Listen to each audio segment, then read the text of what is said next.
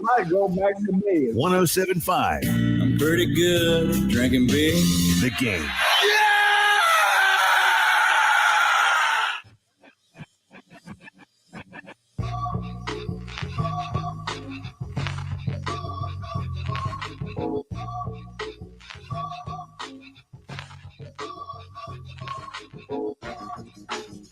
All back together.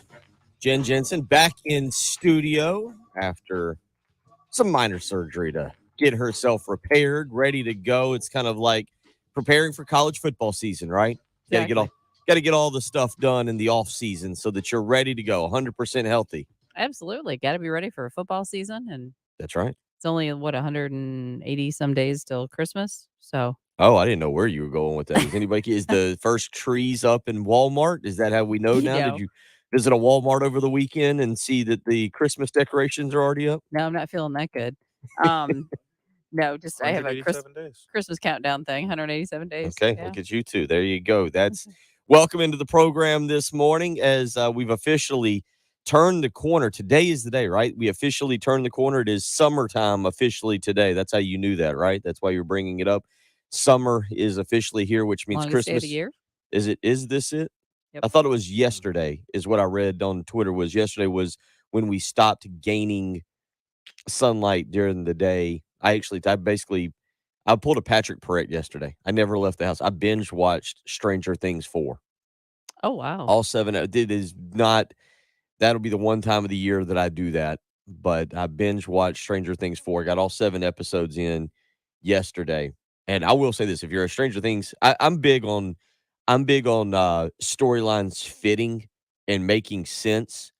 And I've got to say this for Stranger Things 4. The first 3 of them I've liked, but it's for me, I've not really understood the plot line or what exactly. I get it, but it's just kind of an out there concept. This one, Patrick, you're not a stranger. Neither of y'all are Stranger Things people, are you? I'm not.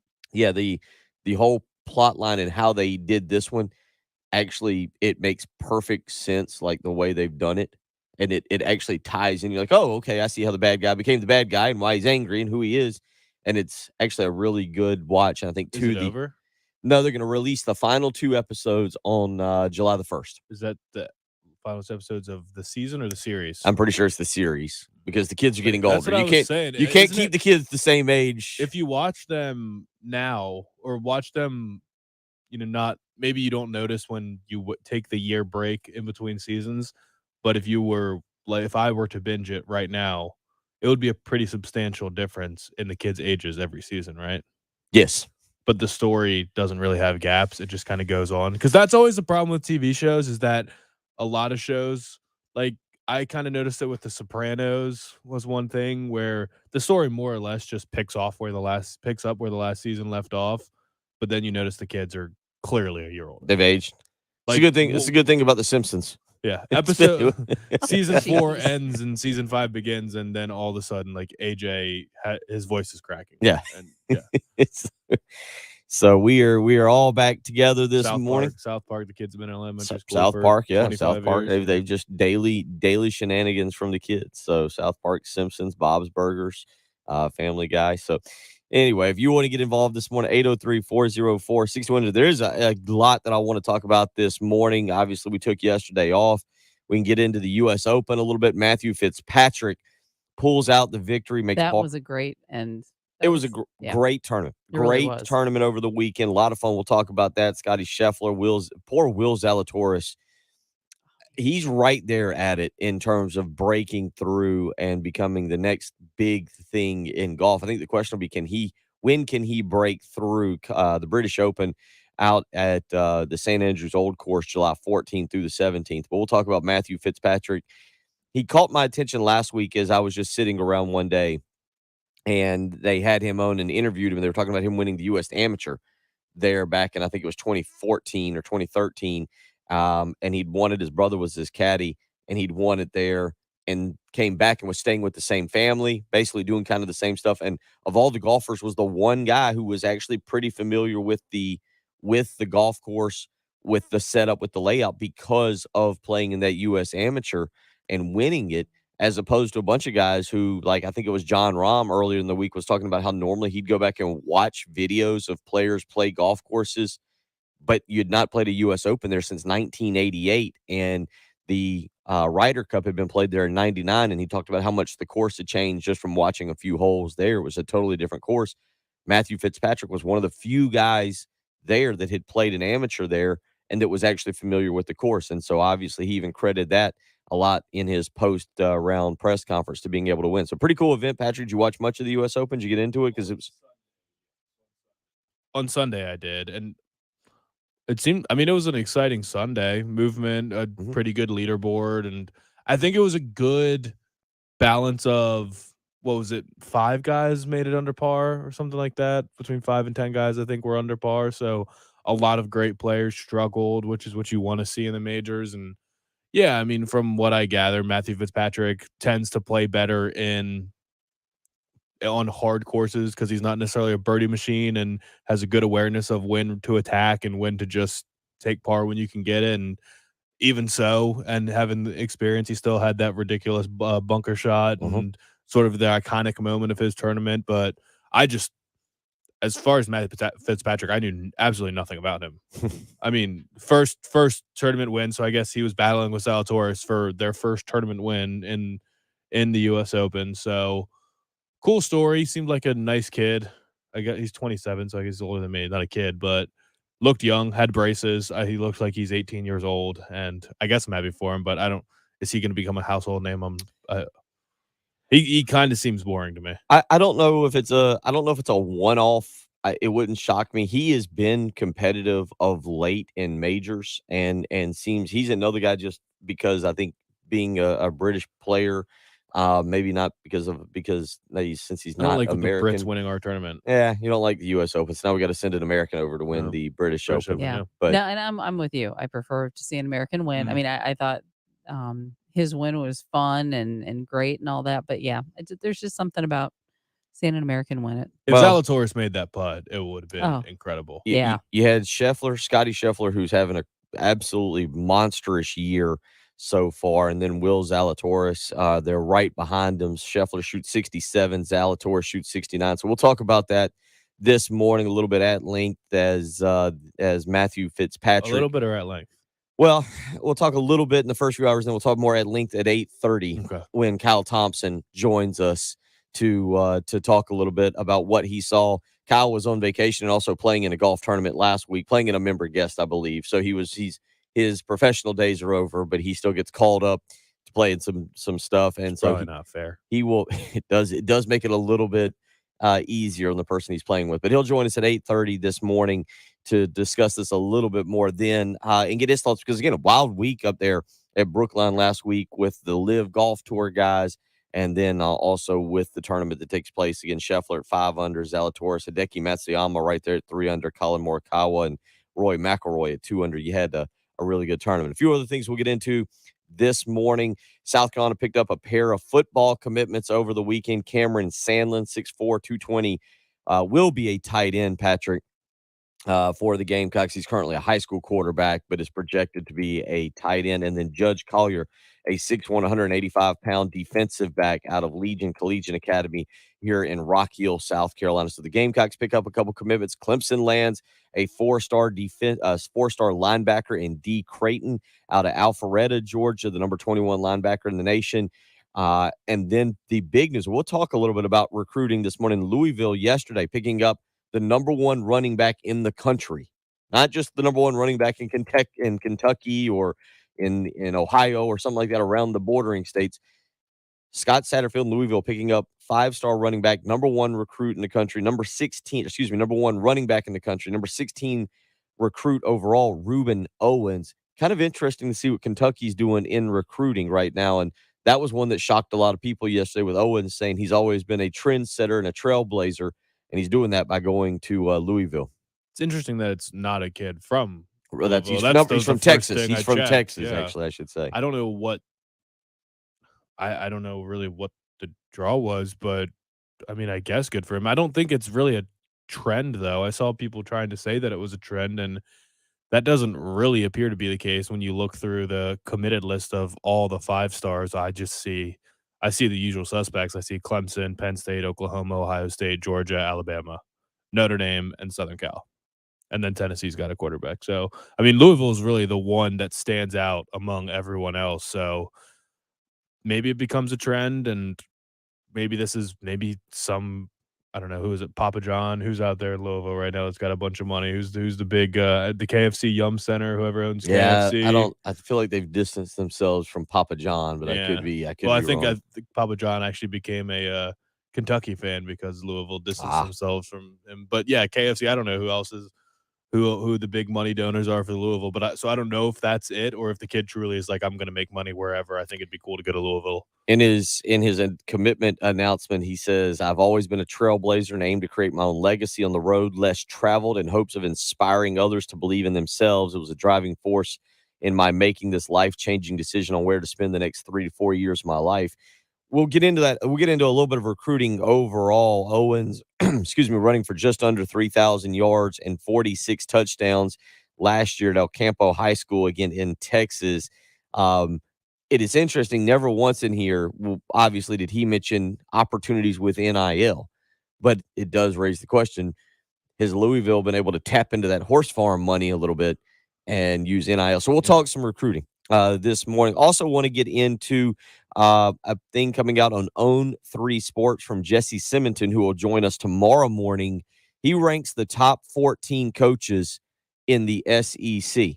And I feel like, Patrick, when I tell you where Shane Beamer's at, people may be a little upset, but I think it might be very fair. So we'll get into that as well this morning. Along the way, if you want to join us, 803-404-6100. That's how you can be a part of the program on our text line. You can join us on the live stream this morning. Go to youtube.com where you can check and weigh in this morning. Everybody jumping in, getting up and early with us here as we all get back to work this morning. Anthony, DC, Decor, Jerry, Travis, and Scott all weighing in this morning, being a part of the program. If you want to do so, again, 803-404-6100, or you can join along right here on our live stream. Scott points out Fitzpatrick, 7-time winner on the DP World Tour. And I believe that's the one, if he didn't apply for last week, he's going to this week now that he has time. Dustin Johnson will be heading to as well. So we'll get into a lot more with that this morning. If you want to weigh in, 803-404-6100. You're listening to Bill Gunner, Patrick Pratt, Jen Jensen. We're all back together this morning. It's the early game on 107.5 The Game.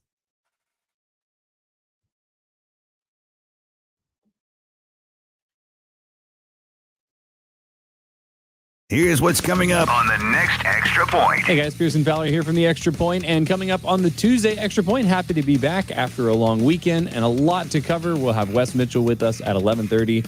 Talk South Carolina recruiting, looking ahead to yet another big weekend of official visits for the Gamecocks, see where Carolina stands in relation to the rest of the SEC.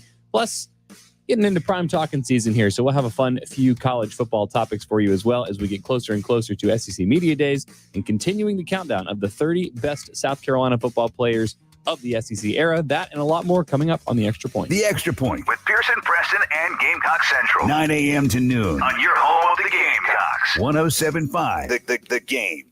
Talking some golf to get the show started this morning. Maybe that's got you in the mood to get out there on the course. Before you do, you might want to check out Prisma Health Orthopedics. Make sure you are feeling your best. They are the official team physicians for the South Carolina Gamecocks and the Clemson Tigers, so you know that Prisma will give you and your family the best care, the same care provided to the top athletes. Besides being the team physicians for the Gamecocks, they are also the most comprehensive orthopedic group in the region. They've got 65 specialists across 6 locations, so they can serve you wherever you might be. So if hip or knee pain is making your daily life difficult, you need to seek the best care. Find out if joint pain is affecting your quality of life by getting out there and taking a free health assessment. Don't let that hip or knee pain hold you back. Prisma Health is the region's most trusted orthopedic practice. They've got a deep-rooted history that spans nearly a century, and they're leaders in innovative procedures and teaching the next generation of orthopedic physicians. They can offer a full-service walk-in orthopedic urgent care clinic for all sports injuries, strains, sprains, fractures, as well as chronic joint pain. They've built a foundation for patient-centered care and innovation that results in the best possible services for their patients. So go out there, check out the free health assessment, see what they can do for you. If you want to learn more, you can visit them at prismahealth.org/orthopedics. 1075 The Game traffic from the Shepherd's Glass Traffic Center. Shepherd's Glass, a true reflection of quality. shepherdsglass.com. And it looks like no tie-ups up.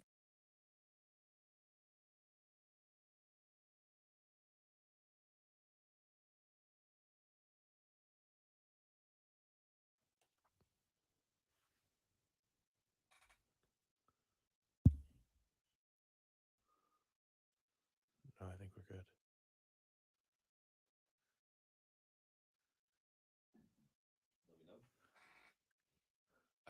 Yeah, we're good.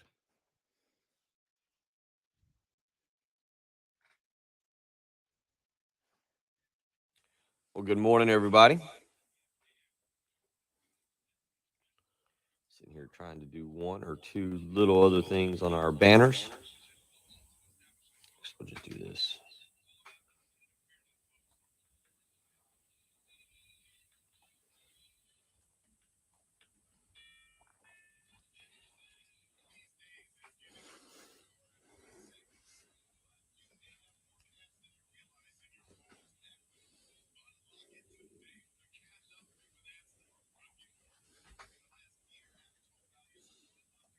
This would be insane to do this.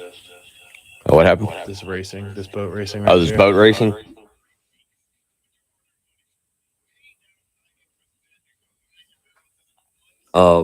There's a great documentary. Oh, which one? No, that was the Cocaine Cowboys Yeah, one. where they funded. And then there was the other cocaine or weed documentary on Netflix about the guy who funded his IndyCar habit.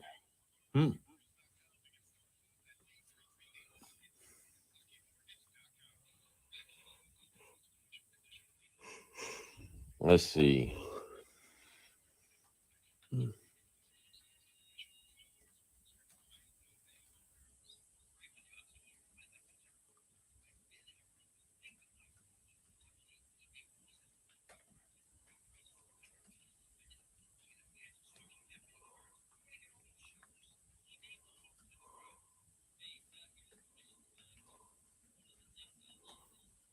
Yeah, this is nuts.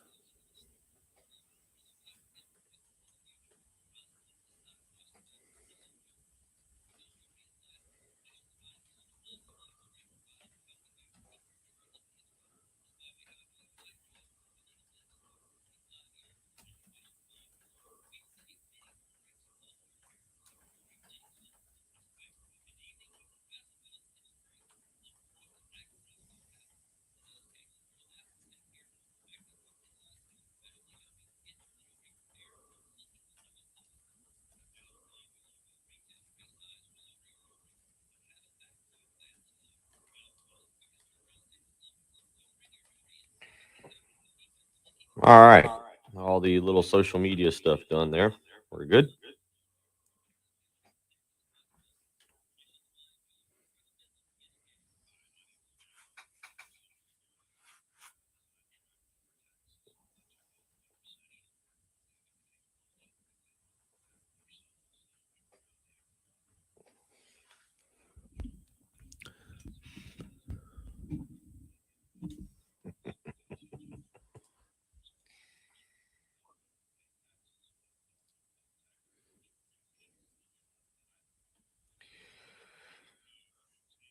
All right. Well, the big smoker debate ran into a bit of a. It turned out Trey was probably more right than I was ready to admit. I think it was Trey Mosley, who will be on later. We went from looking at purchasing a $500 smoker that we were ready to go get to deciding that we were going to spend $900 on one. So we didn't purchase one this weekend because I wasn't ready to throw $900 down. But the final decision was the Camp Chef. The Camp Chef Woodwind 24 Wi-Fi 811 square inch stainless steel and black pellet grill, and it's also right now not in stock. I talked to my dad about it. He's going Traeger. Is he? Yeah, I did. I actually Sunday morning did a ton of narrowed it down to Camp Chef and Rec Tech.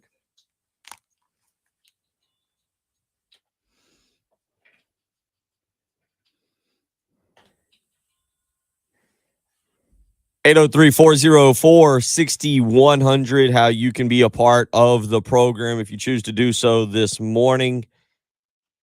South Carolina picking up a pair of commitments over the weekend.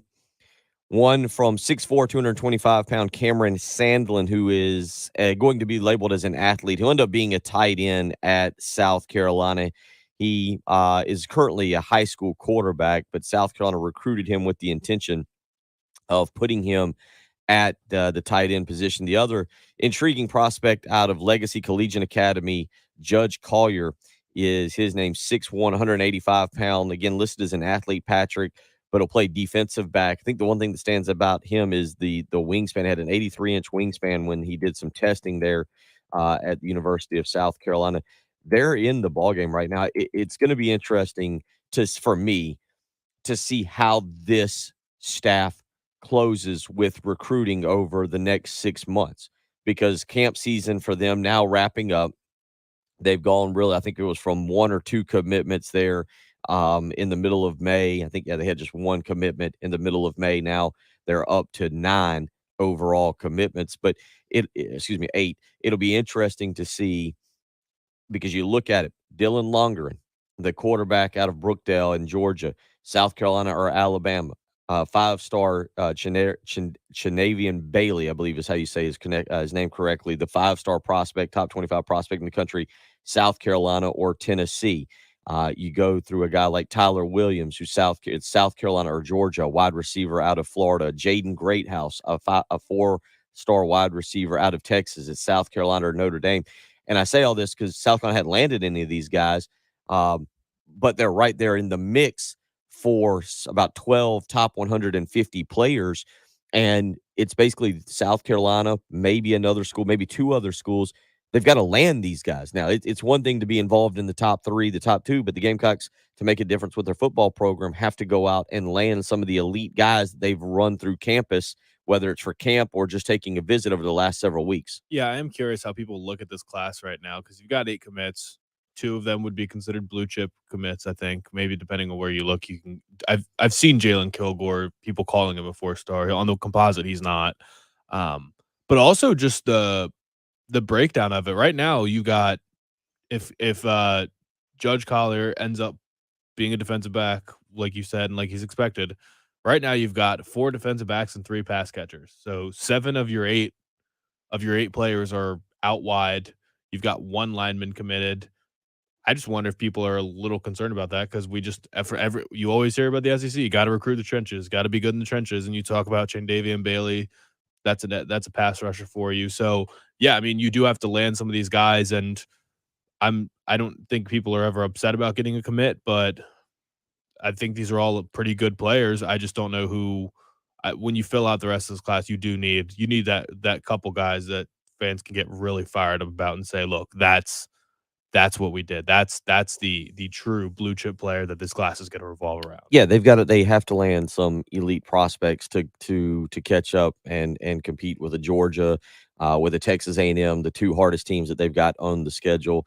Obviously, Tennessee is getting better. Florida's not going to stay still with Billy Napier. How many other tight ends are they in on, or how many other safety prospects are they in on right now? Because you're filling up pretty quickly in the secondary and tight end position, particularly. Well, tight end, they're going to be done. They've taken 2. So, but to your point, back to what you were just talking about, you look at some skill positions where they've got to continue to improve, and certainly wide receiver, even though they've changed the wide receiver room. Now you've got to see if a guy like Juice Wells or Corey Rutger can step in. We'll see what Landon Sampson is when he gets here. So you've got some guys here that we'll see exactly how it plays out. But back to your kind of point on changing the dynamic of the recruiting class, South Carolina, again, is in on some solid prospects. Monteque Rames, the defensive end out of Sumter, South Carolina, who's got offers from all over the country, is a kid that South Carolina's right there. And he tweeted out over the weekend that he's considering or is ready to make a commitment, and we'll see kind of how that plays out for him. But when you start to break down what's left on their board or where they're going, again, there's a lot of really good players that are involved with. You have to actually land them, though. It's not this isn't horseshoes where close works. You've got to be able to land some of these prospects. And again, you go through it. Marquis Anderson, the 4-star offensive lineman out of Dorman. You need to land him, and right now they seem to be his leader. 4-star wide receiver Tyler Williams, top 2 or 3 there with Georgia involved. Treon Webb, the 4-star running back, it's top 2 with Florida. Grayson Howard, who's the 4-star linebacker who has offers from Georgia, Clemson, and Texas A&M.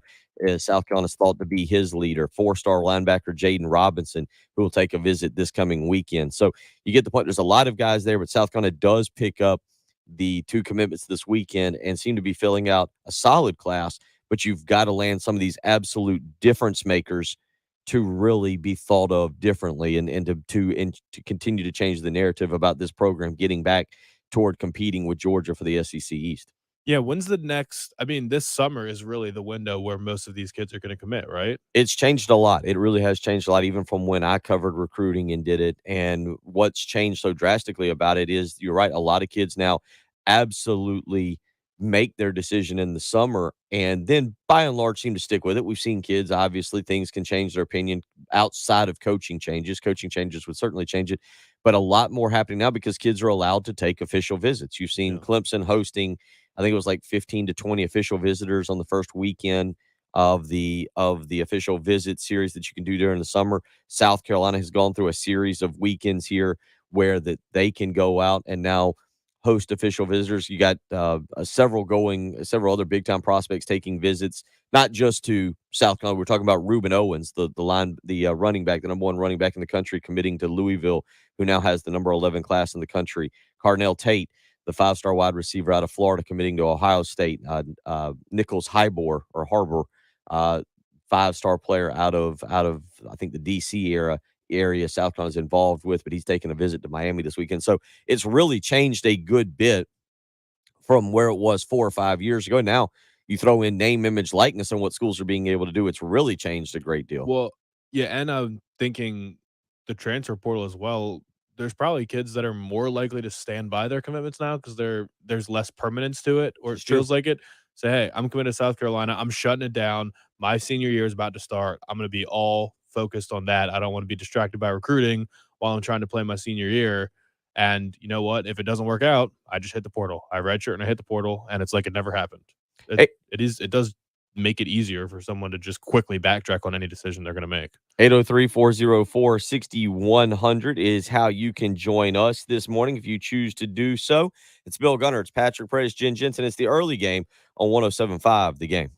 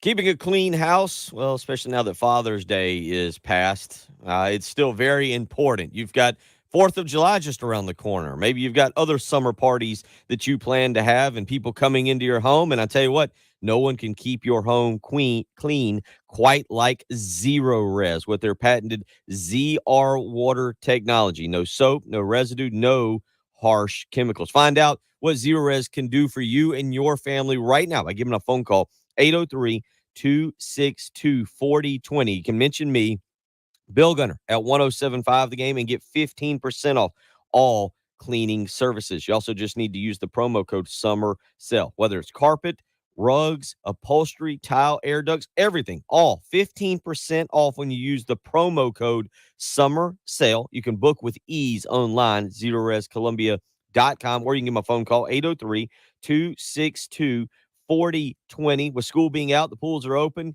Summer fun has begun, but enjoying summer also means bringing some dirt and allergens into your house. Zerorez is ready to make sure that home stays clean. So again, call Zerorez today. 803-262-4020. Book that cleaning. Use my name, Bill Gunner, at 1075 The Game and get 15% off all cleaning surfaces. Don't wait any longer. You can call Zerorez today, or you can book online with ease, ZeroResColumbia.com. Zerorez, spell it backwards or forwards. It's the right way to clean.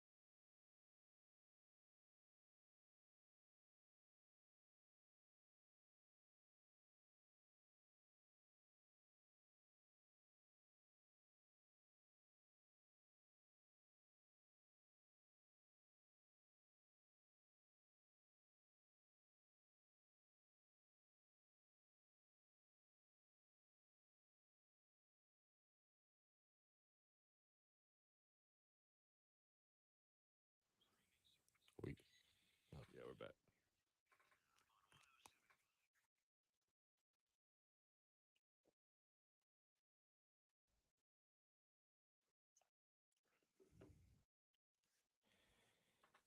6:37 on a Tuesday morning. Jen Jensen back with us. Patrick Perrette back on this side of the glass. Myself in the same seat that I tend to be in each and every morning, unless 'Cause Jen's. basically, you're not capable of doing much else. No, pretty much.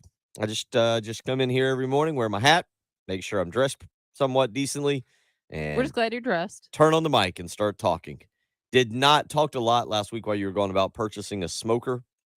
That was the big plan for the weekend. I said this on the live stream where you can go to youtube.com or you can go to facebook.com and Facebook, look for the 1075 The Game page. If you go to YouTube, you can search 1075 The Game. You can click join and subscribe. We're up over 1,000 followers now. We appreciate each and every one of you. Several of you weighing in this morning. We'll get to that in just a minute. But I went with our buddy Trey Mosley, who all week, Patrick, had basically, I don't want to say I was going for what we'll call the more affordable end of smokers. I was going to keep it around $500. That was about what I wanted to budget out for a smoker. But on Saturday or Sunday morning, one of the two mornings, I really sat down and narrowed it down to a Camp Chef pellet grill or a Rectech, who several of you had been very strong on the Rectechs.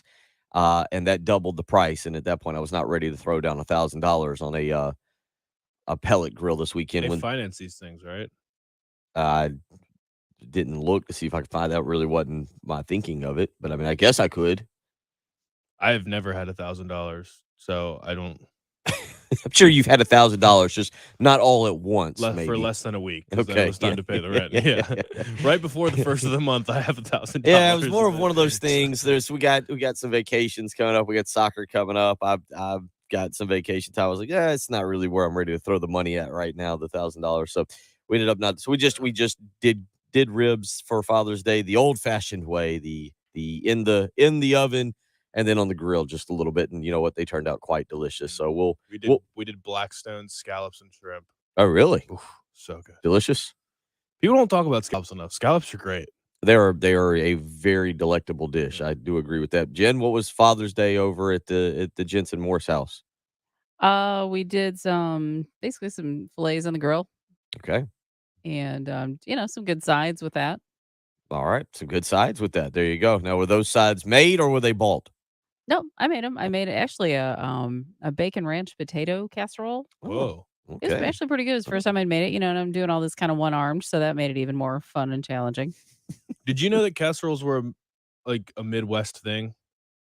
I Like can that's a s- stereotype or a Is it? thing that people say. I never knew it until because my girlfriend's parents are from the Midwest, Kentucky and Indiana, and that's what she said. They're like, yeah, Midwesterners love their casseroles. Oh yeah, I mean that is a Yeah. big thing. Like if you're taking something to some event, oh, fix Yeah. casserole, or you're taking somebody or some food over to people because they're Mhm. sick, casserole. You can throw in the freezer. Get it out when you need it. Yeah, it must be a big Midwestern thing. I mean, they're the best. yeah. Just throw the whole thing in the oven, take a slice. They're great for reheating. Yeah. Oh I yeah, love a nice 100%. casserole. And Oh. some of them are actually even better. Like there's a chicken divan that I make, and it's almost to me better if I go ahead and bake it, and then the next day serve the leftovers. It's like Sure. it gets a chance to meld even more. Yeah. Good stuff. All right, there you go. So hopefully all the fathers, the grandfathers, all the people that have taken on the father role. Hopefully you had a fantastic Father's Day. Ours sounds like very good scallops and shrimp, some casseroles and some fillets. We did I got a ribs. sunburn too. You see that? Oh boy, Ah, Just oh, on one side. just on once. Did you fall asleep in the hammock? Not even. I was sitting outside. I mean, I applied sunscreen both times I got in the water and was fine, but I guess I sat in the chair a little bit too long afterwards. And that'll do it. yeah. Got to boy. The last sunburn you had was The last sunburn I had was last weekend. oh 'Cause really? I got it right on my shoulder. Oh, that's true. blades. Yeah. You the sun is Back to defeating back weekends at the lake, back to back sunburns. the sun is absolutely defeating Patrick Perrette this summer. Just a rough go of it so far for a big carrot over here. If you want to weigh in, 803-404-6100. Coming up, we'll get into these coach rankings. This is from Own 3 Sports, Jesse Simonton. He'll join us tomorrow morning at 8:15, and we'll talk more about it. Tony Annan also will join us tomorrow at 7:15 for his weekly visit. But I want to get into these coach rankings and get your take on what you think. Shane Beamer, number 10 on the list. I want to get your opinion as we talk through this. 803-404-6100. You're listening to the early game on 107.5 The Game.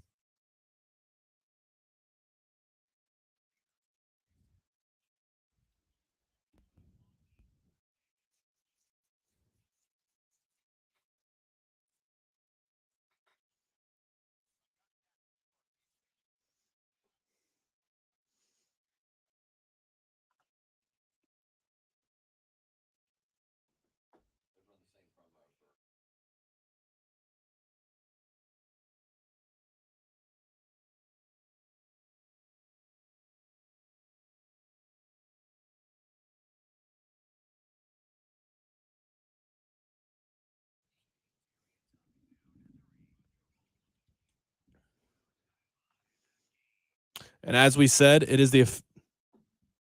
as we said earlier, it is the official start of summer. So maybe you want to have some people over this summer. Maybe you've already got a smoker. You don't need to buy one, and you want to cook some brisket, cook some ribs for people. You need to make sure your home is in great condition, and you need to call Canty Foundation Specialists to be sure of it.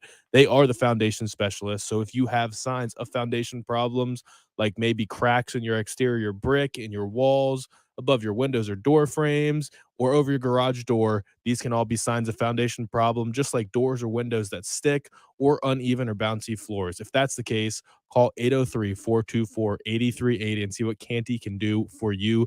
You can also find them in Columbia, Greenville, Augusta, Charlotte, and Charleston, and they're also experts in crawl space repair. So if you have an open crawl space and recently experienced a storm, you might have standing water under your home, and you need to check that out. High humidity and condensation built up in that crawl space can create an environment for mold, mildew, and pests such as termites, and the moisture can lead to wood rot and floor joist problems. 50% of the air you breathe comes from your crawl space, so you need to make sure it's taken care of.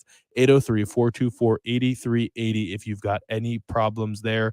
And Canty can also do concrete leveling, concrete repair, commercial services, or basement waterproofing. Anything involving the foundation of your home, they can take care of. 803-424-8380 is the number to call, or you can visit them on the web at cantycanfixit.com.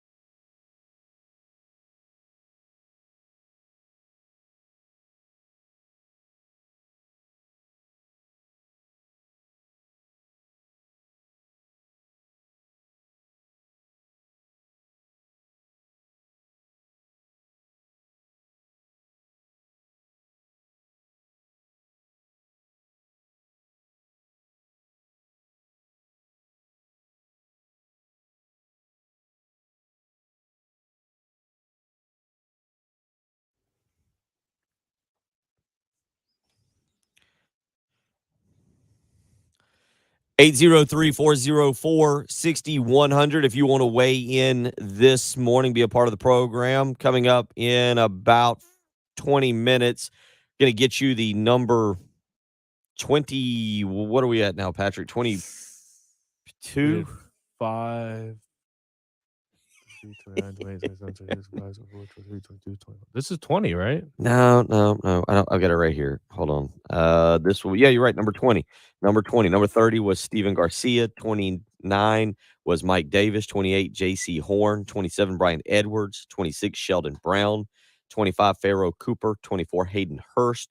23, Jonathan Joseph. 22, Ryan Brewer. 21, Jared Cook. And who's today's? It is a defensive player. It is. I actually thought Patrick. you might Well just be on a done. roll and and fired off. It is a defensive player that will go pre-2000, pre-2010 defensive player.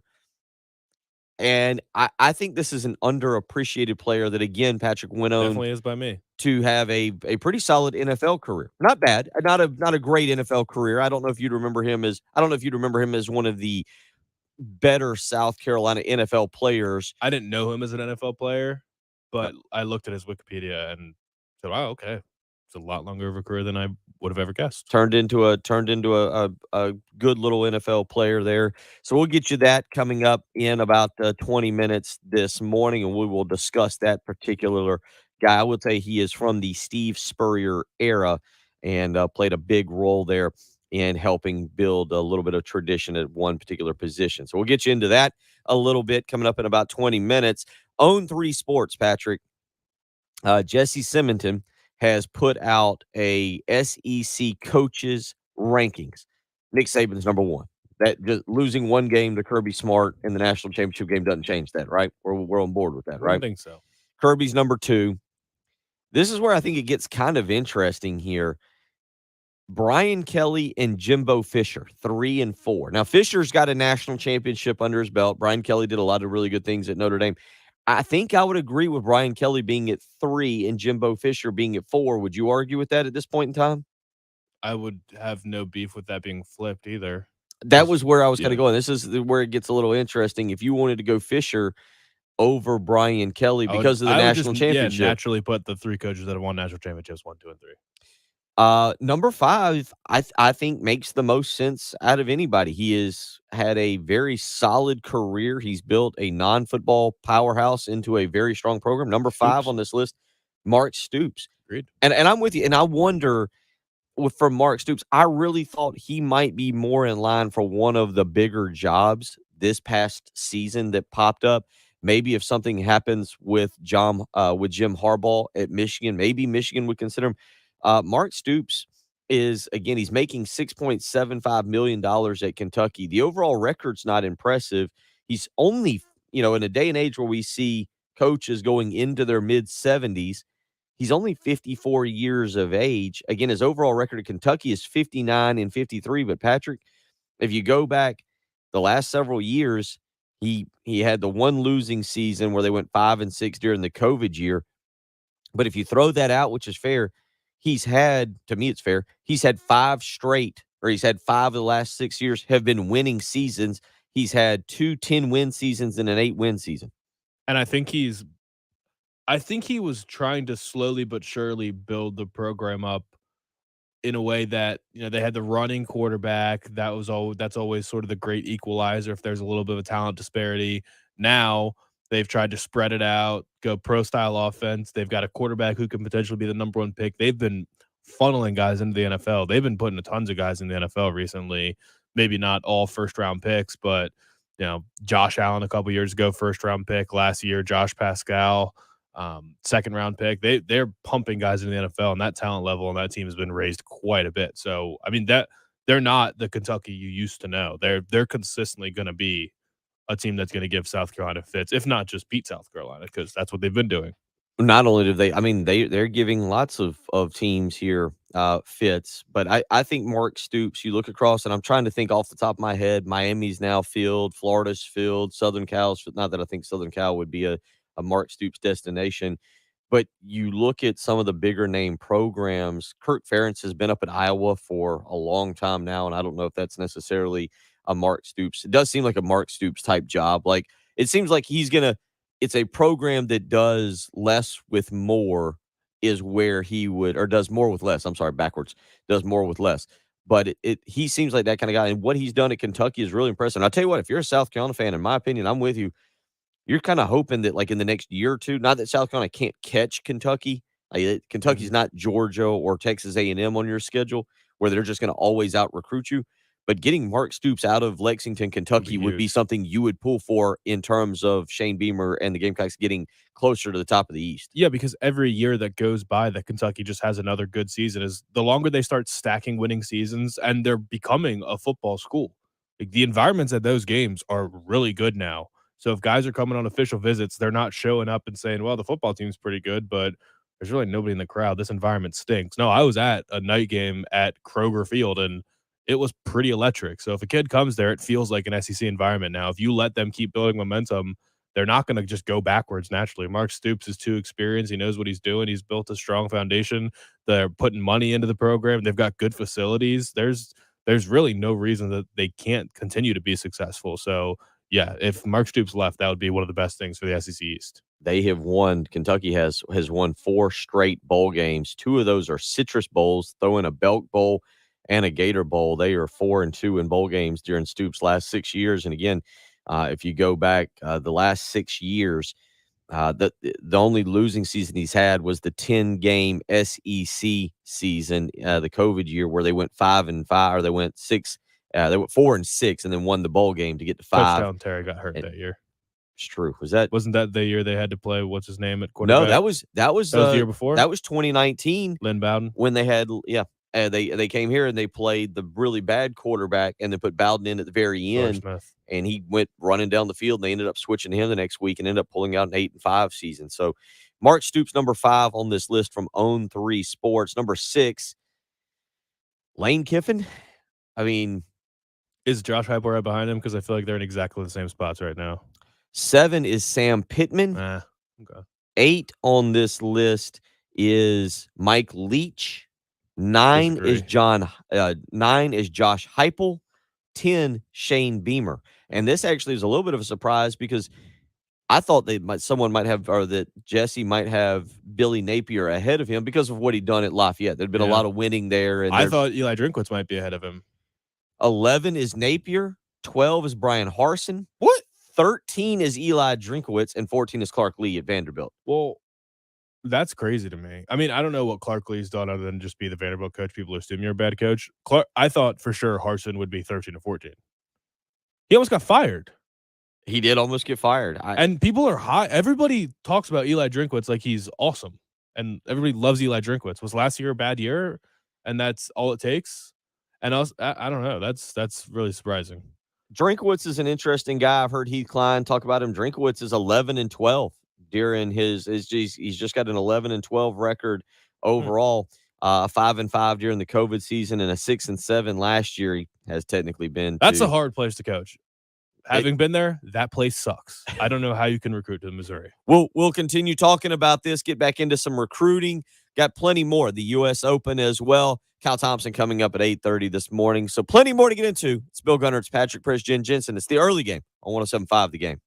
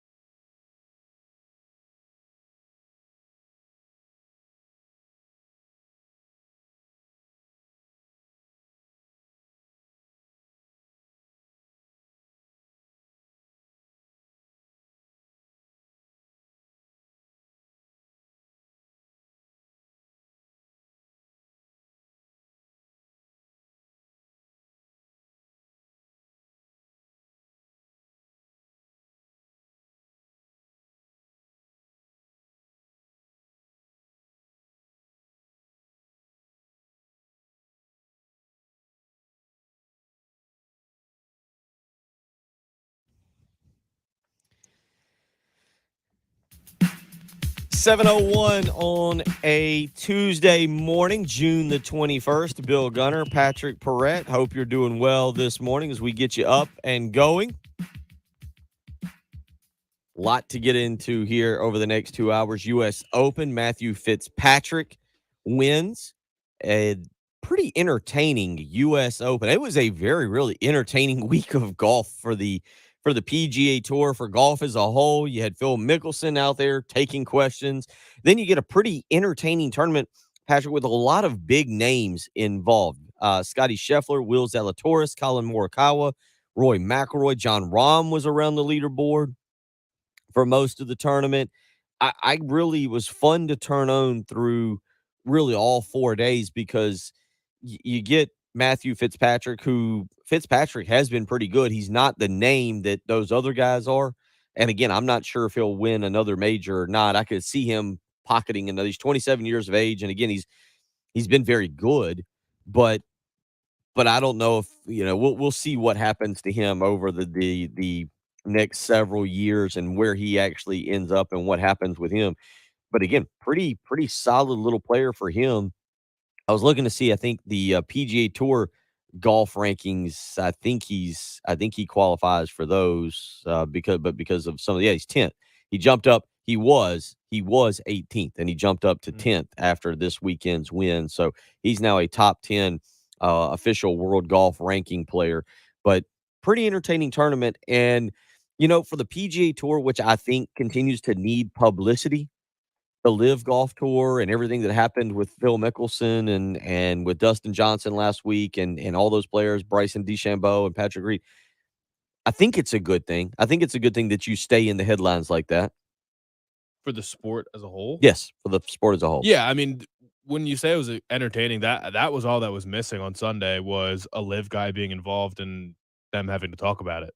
Because Dustin, I guess, was the only hope. I don't know what point he fell off the leaderboard, but when I checked in on after round one, he was right there. And then on Sunday, he was out of it. So I don't know if he had a rough Saturday or what, but that was really the only thing missing. But the dramatics of two likable guys, and Zalatoris and Fitzpatrick, both guys that are somewhat, I guess, household names now for golf fans, but they haven't won anything yet. So no one really knew who they were. I kind of like that going into the British Open. Zalatoris is just one more second place away from being a runner-up in all 4 majors without ever having a win on tour, which would be pretty incredible. I was just curious and just looked up the list, and 8 people have been runner-ups on all four majors, but all of them have won majors. So it would be pretty incredible if Zalatoris could do it. But yeah, it was fun. I was intrigued on Sunday, and there was enough mix of young guys who you can pull for, likable guys, and then also household names right behind them. I mean, Roy wasn't close at the end, but he hung around. What was it? The 66. Who shot a 66 on Sunday? It was Matsuyama shot a 65. Morikawa shot a 66. I think, shot a 66 after a really bad Saturday. I think he had a ridiculous round. So he's 77. Yeah. I mean, the name brand of the guys trailing them was fun, and I guess that's all you can really ask for on a leaderboard. So overall, fairly entertaining, but there was no. I mean, I really wanted the dramatics of a Live guy taking home the tournament. Yeah, we'll see what happens. You mentioned Zalatoris. He finished tied for 6th at the Masters this year, 2nd at the PGA, tied for 2nd now at the U.S. Open. He goes to 2021 Masters. He was the runner-up. Yeah, he goes to the British July 14th through the 17th at the old course out there. I've got it right here, St. Andrews. Did he withdraw or did he get cut last year? I think he withdrew. Yeah, he withdrew last year. No tournament in 2020. So the opportunity for him, we'll see if he can make a run at. He's 25 years of age. It's going to be fun to see what Will Zalatoris can do, because you do feel like he's knocking on the door of becoming a big time member of the PGA Tour. But as you mentioned, he's not really. He was rookie of the year last year. He's got to do more moving forward. It is interesting, though, when you look at all the name brand guys in golf right now that still haven't won majors. like Xander Schauffele's never won one. Cantley's never won one. Zalatoris has never won one. So when you say, it's only a matter of time, he'll win one eventually. It's true. They only play 4 of them every year. You keep doing this a couple times, you could find yourself 5 years down the road with a dozen runners up and never won a major. I mean, I'm sure he'll win a tournament at some point. He's too good not to, but you can only play it's only a matter of time game for so long. Larry on our live stream saying the 100-yard par 3 gave them all kinds of problems. So it was a very entertaining weekend from that standpoint. From the U.S. Open coming up in about an hour and 20 minutes at 8:30 this morning. Kyle Thompson, our PGA Tour professional, will join us to break down what he saw, get a little more in depth on that. We've also been talking a little bit about SEC coach rankings. On 3 Sports, Jesse Simonton, who will join us tomorrow morning at 8:15. Has put out a ranking. So you get into this, and I think what you get that's interesting, let's give you the ranking again. Nick Saban at 1, Kirby Smart 2, Brian Kelly 3, Jimbo Fisher 4, Mark Stoops 5, Lane Kiffin 6. You pretty set with those 6, or would you move someone else into the top 6 and move someone out? It feels like your top 5 you're definitely set on. Lane Kiffin at 6. Are you open to moving Sam Pittman ahead of him? Are you open to moving Mike Leach ahead of him? Or is Lane Kiffin far and away a number 6 on that? No, I think right now I would just sort of have them in groups. Like, I think Kiffin is in the same tier. I don't think what Kiffin's done at Ole Miss is any different than what Josh Heupel did in year 1 in Tennessee. Okay. A high-powered offense brought a lot of excitement, and they overachieved probably relative to what people expected. So Tennessee for sure was a lot better than anyone expected last year, and I think Ole Miss got the most out of what they could have last year. Matt Corral played his best. Hendon Hooker played the best. 2 quarterbacks that had been okay, both looking like incredible quarterbacks that are both going to go to the NFL now, or Corral's in the NFL. Hooker will go to the NFL. So I put those 2 in the same thing. And yeah, I mean, where was Mike Leach? Mike Leach 8, on this list is right behind Kiffin, right before Beamer. No, yeah, Leach is 8, Heupel is 9, and Beamer is 10. Yeah, I don't know why Leach is on there that high. I don't know what he's done. You'd move. I love Mike Leach, but I'd move him down. You'd move him behind Heupel? Yeah. You'd move him behind Beamer? I don't know if I'd move him behind Beamer. I mean, maybe. Selfishly, yes, but I'm trying to look at this from a national perspective or a conference perspective and try and not be a homer. And maybe I'm going too far by trying not to be a homer by saying that, yes, Mike Leach should be ahead of Beamer, but I don't know what Mike Leach has proved at Mississippi State. He took over a good program. One thing that I think is interesting, depending if you're jumping on the Josh Heupel bandwagon and everything, and really getting excited about them. They did go 7-6 last year. He's got the 12-1 and the 10-3 at Central Florida. If you're willing to use that and say, okay, just because of that, I'm moving him ahead of, say, a Sam Pittman. Now, Sam Pittman's been. It almost, after what Scott Frost did, though, it's almost a disservice to him to say he only won 10 games at. So that's what I was going to ask. Like, there's people, because he went his final season at UCF, again, the COVID season, and I'm one that will give a lot of leeway on coaches for that. He did go 6-4 though at UCF. It's hard to be pretty serious and say, well, 12-1 and then 10-3, you're trending backwards, because let's be honest, at 12-1, there's not a whole lot more direction you can go. But there was a lot of people questioning if Josh Heupel's system was going to continue to work as people figured it out there at Central Florida. And last year, 7-6. You look at Tennessee's schedule this year, Patrick. I know you've got it right there in front of you. And that game, the Pittsburgh game, I don't think is as scary as maybe it had been last year. But Ball State to open, Pittsburgh, and then Akron, all in the first 3 weeks. Then comes the Florida game in Billy Napier. Well, then comes the Florida game at home. And then if they win that, fans will be super pumped. They'll be 4-0 with a conference win over Florida. But then you get your bye week, and then you're in Baton Rouge before Alabama comes to Knoxville. That's brutal. That's really difficult. There could be a lot of good feelings going into the bye week and could be quickly squashed. Are you surprised on this list? Again, you can go to own3sports.com, or you go to the Own3 Sports Twitter page and see the list there. I was a little surprised that Napier and that Drinkowitz, I guess, even Drinkowitz, are below Beamer. I feel like just because Billy Napier has coached a little bit longer. He had success at Lafayette. Eli Drinkowitz has a 12-1 season at Appalachian State that I believe was on the heels. Someone can correct me if I'm wrong, but I believe it went from Scott Satterfield, who we've talked about this morning at Louisville, to Drinkowitz at App State. So you could say, well, Drinkowitz took advantage of what Scott Satterfield left behind, but Drinkowitz did have a 12-1 season, and what he's done at Missouri is not awful. He was 5-5 in the COVID year. Last year, he was 6-6 in the regular season, and then lost the Armed Forces Bowl to fall to 6-7. But he was the darling of media days last year, and everyone loved him and talking about him like some football genius. I thought the narrative has changed completely in 1 year.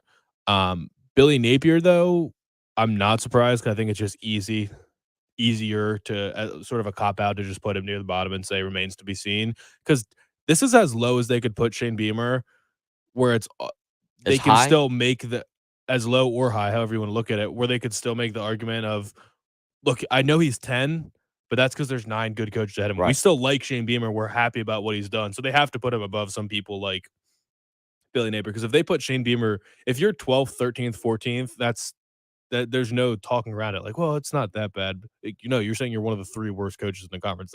It's tough to make the case that you're doing well. And there's tangible things that Shane Beamer's done that Billy Napier has not done. Maybe Anthony Richardson's better than Spencer Rattler this year, but Billy Napier inherited Anthony Richardson, and Shane Beamer went out and got Spencer Rattler. So at least when you just look at that, he's done some high-profile things. And normally people that write articles like this just look at the 500-foot view and say, okay, well, what's he done? He went to a bowl game year 1, flipped the roster. He's got Spencer Rattler. He's got Austin Stogner, some good recruits. Like, this is what he's tangibly done.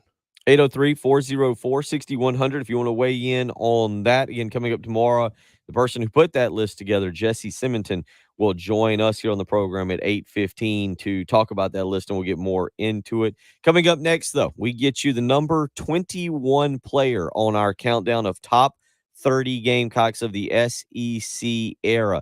We'll let you listen to that, and we will discuss that guy. What I remember of him, Patrick remembers him more from the NFL. And I remember him not at all. Okay, not even so much from the NFL. So we'll let you discuss a little bit this morning. The number 21 player on our list, you're listening to the early game on 107.5 The Game.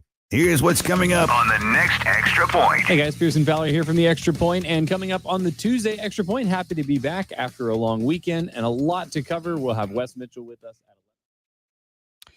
Getting out, taking a little summer vacation, those are a lot of fun, especially if you have a brand new vehicle. And at Love Chevrolet, they've been making sure summer vacations and summer travel take place for over 60 years. That's how long they've been in business, and they do it by treating you, the customer, the way you should be treated. They don't lose you by jacking up the price with add-ons or surprises.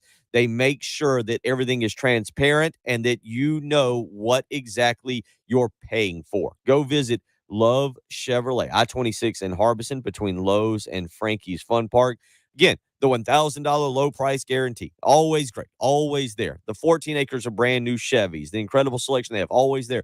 But what you get the most when you go visit Love Chevrolet is the friendly, professional customer service and knowledge that comes with people who've been in business for over 60 years, taking care of not just you, but family members, friends, people that you know and can trust. They can also talk about the great relationships they have at Love Chevrolet. So if you've never been, go visit them. I-26 in Harbison between Lowe's and Frankie's Fun Park. If you're in the market for a new car, truck, or SUV, the people at Love Chevrolet have got you taken care of, whether it's in person or online. You can actually speak to a seasoned professional. So go see Love Chevrolet, where they've taken care of the Midlands for over 60 years out in Harbison.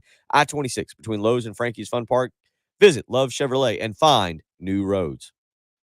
107.5 The Game traffic from the Shepherd's Glass Traffic Center. Shepherd's Glass, a true reflection of quality. ShepherdsGlass.com. And we have a report of an injury accident, Atlas Road at Shop Road, that is impacting traffic both directions. Again, that's Atlas Road at Shop Road. Also, an accident reported Broad River Road at I-20. That, too, is impacting traffic in both directions. So both east and westbound I-20 is being impacted. Broad River Road, both east and westbound. Sorry about that.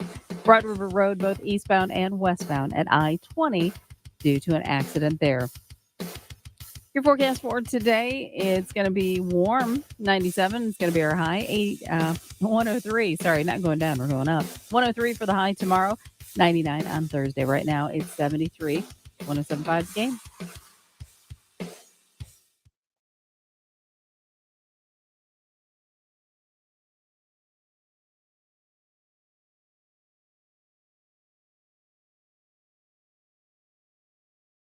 Mean nothing against Tampa Bay. The Avalanche had seemingly buried the Lightning, but last night, the two-time defending champs showed why they are just that. They rebounded with a 6-2 victory. It's a series now on Boomer Esiason.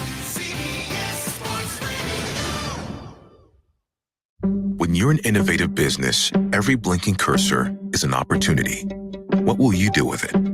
Will you make something better or create something new? Our Dell Technologies advisors provide you with expertise and tools with Windows 11 to do incredible things.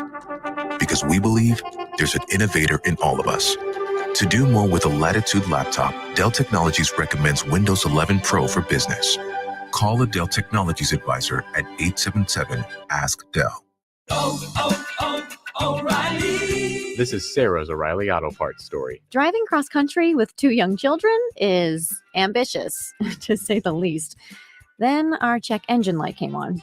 We pulled into O'Reilly Auto Parts and they tested it. Turned out it was a faulty sensor. They referred us to a great mechanic just down the street and we were back on the road in no time. O'Reilly Auto Parts. Sponsored by The Blood Connection, your community blood center. It's heating up out there, which means The Blood Connection needs your help. You're good. Hadn't missed much. We got our player coming up here. Well, is it? Oh, my number. Did I say 20? List number 20. I can see this numbers is going to be a problem because the list they sent us doesn't number it.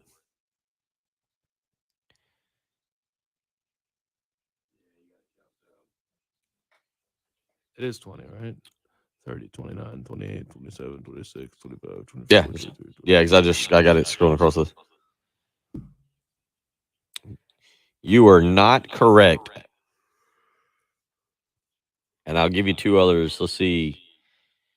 Marshall says Kalimba Edwards. That's not correct. And Tim and Charlotte went with Captain Munnerlin. Also not correct.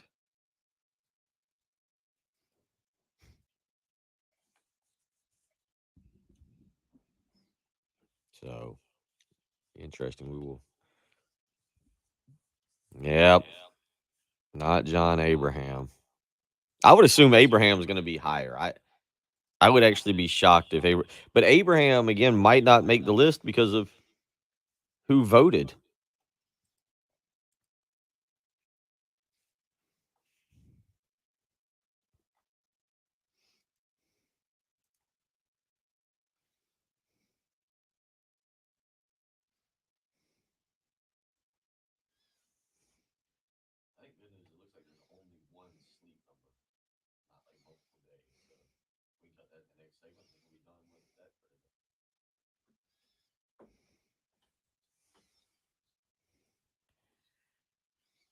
No. Pre-2010. Pre-2010. He was a Spurrier, because I mentioned he was a Spurrier era guy, though.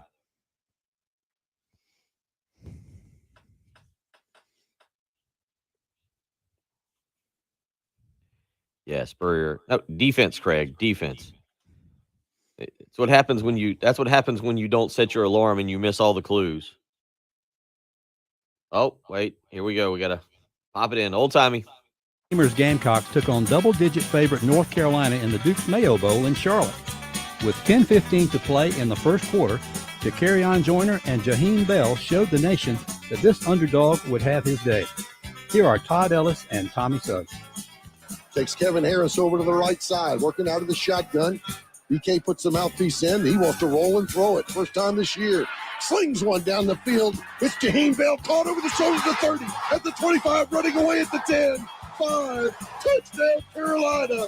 Touchdown, Jaheim Bell. 69 yards, the first pass of the year from Daquarion Joyner.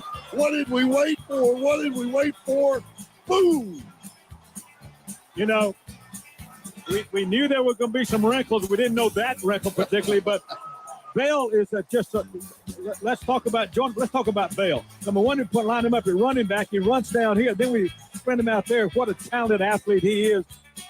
And that's our Old Timey Clip of the Day, sponsored by Old Timey Meat Market with 3 locations, Lexington.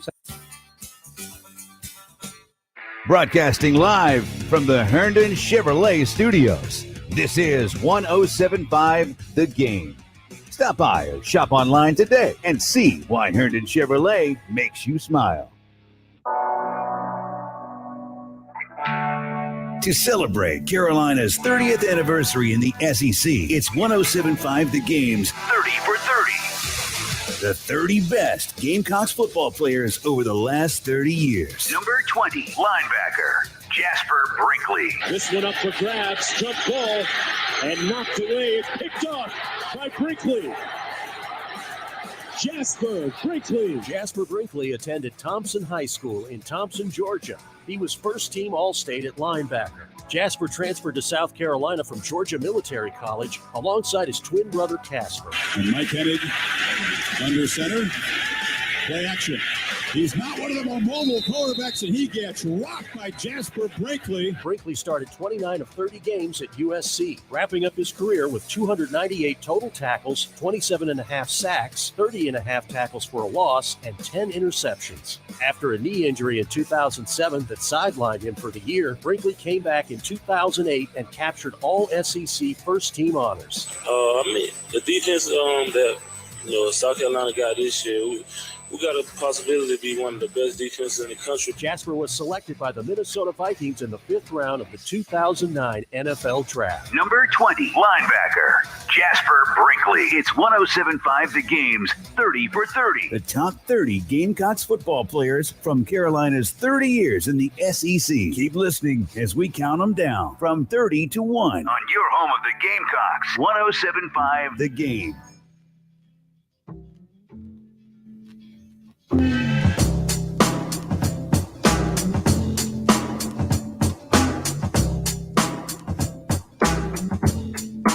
$7:23 on a very nice so far. I think it's supposed to be warm again later today and this week. Jen, I believe I saw triple digits. They're primed for tomorrow, but a very nice Tuesday, coming off a pretty nice weekend. We had the storm roll in on Friday evening. It got kind of hairy out there, but should be a pretty nice week. If you want to weigh in, 803-404-6100, how you can be a part of the program.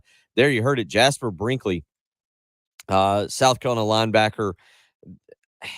Brinkley, again, and I feel like we were constantly doing something as we do this top 30 countdown. And just a reminder, because Patrick, I feel like we have to remind people of 2 things here.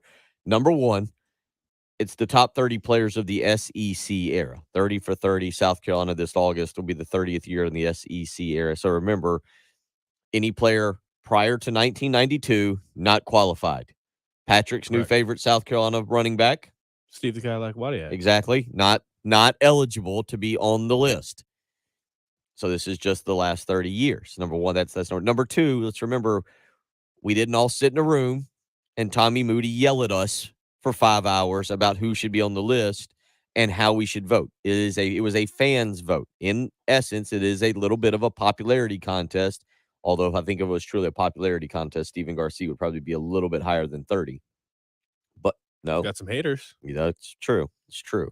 But so remember, it was a fan vote, and it was just based on the number of votes that said player got. But Jasper Brinkley, Patrick, was a guy who really set the tone for South Carolina defensively early on in the Steve Spurrier era. Big, physical, middle linebacker. You don't really have those, by the way, nowadays. I think Sky Moore stepped in for him afterwards and then spent 12 years playing for South Carolina.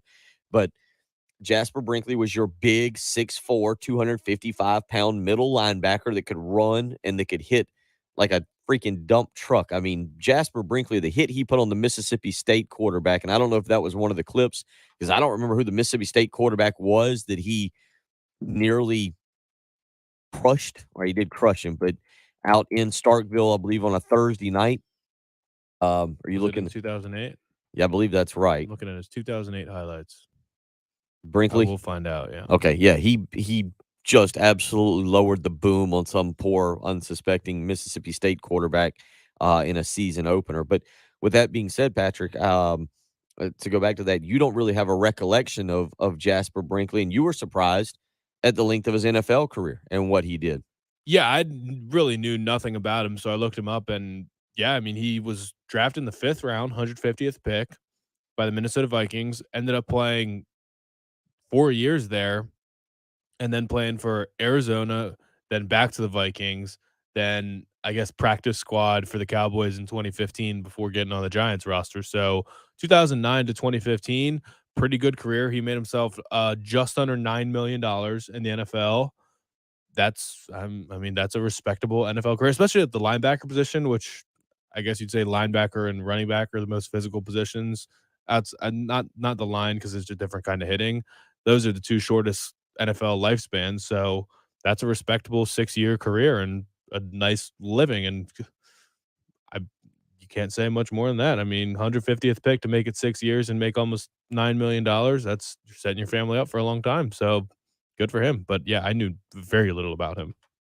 He again, to go back, many of you can kind of remember this, and if you want to weigh in, 803-404-6100.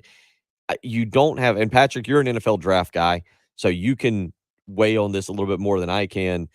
But the prototypical middle linebacker these days that goes to the NFL, because again, Brinkley was big kid. Jasper Brinkley's would be more of edge guys these days. 6'3", 6'4", 245, 250, 255. Is there a linebacker out there right now that you project pretty highly or that you remember being drafted this past year that fits that kind of heavy-handed, heavy hitter linebacker mold? Yeah, I mean, I don't know how fast Jasper Brinkley was. Let's see. I have his 40 time right here, 4.69. So nowadays, if he was going to be that big, he'd need to be running in the 4.5s or under. So that was an interesting storyline from this year was the Georgia linebackers. Channing Tindall was the last one drafted. He can fly, but Quay Walker ended up being the 1st round pick, even though Nakobe Dean was thought to be the better one. So to a certain extent, size matters because Channing Tindall or Quay Walker is an ideal size. He's 6'4", 240, 230, 240, and can fly around as just a sure tackler. But Nakobe Dean is on the very lower end. He's under 6 foot and he's 220 pounds. So linebackers are getting smaller. If you're a Darius Leonard and you're long and you can fly around and you're a sure tackler, you can be 230 pounds or under. But in general, you don't have to be 250 anymore, but it's more important to be able to cover space and cover tight ends and run sideline to sideline than it is to fill holes and light up offensive linemen and things like that. Fill the run fits yeah, to get into the run fits. Yeah, the old Will Muschamp.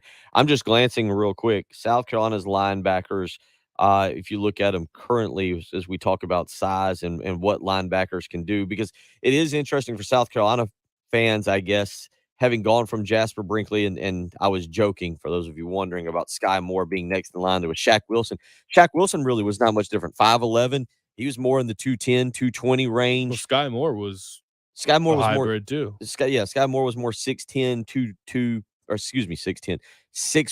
6'2", I believe, more 210. Mm-hmm. But that also didn't necessarily translate to the NFL. It translated wasn't more fast enough to be a safety. I was going to say it translated more, but I'm just looking. Brad Johnson, one of the bigger linebackers for South Carolina, 6'2", listed at 238. Debo Williams, 6'1", 235.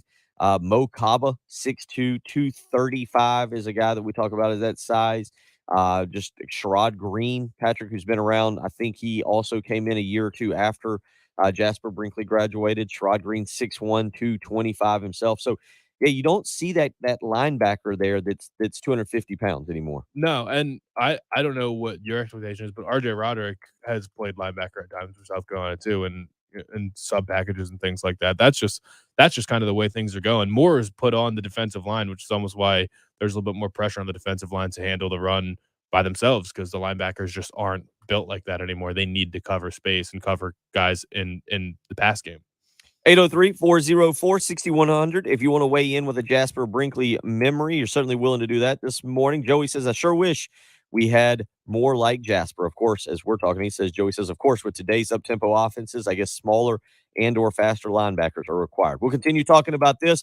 We'll get back into some recruiting as well as a few other things going on this morning. You're listening to the early game on 107.5 The Game.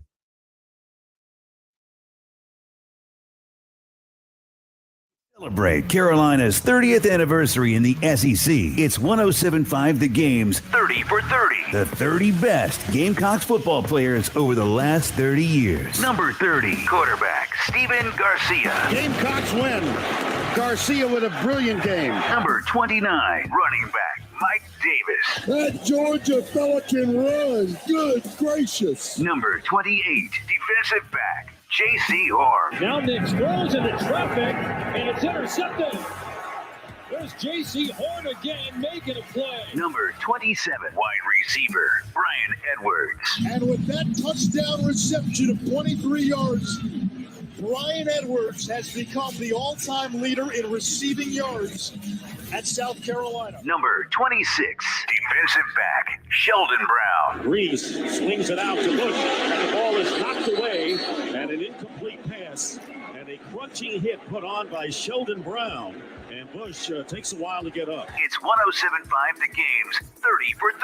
The top 30 Gamecocks football players from Carolina's 30 years in the SEC. Keep listening as we count them down from 30 to 1. On your home of the Gamecocks, 107.5 The Game.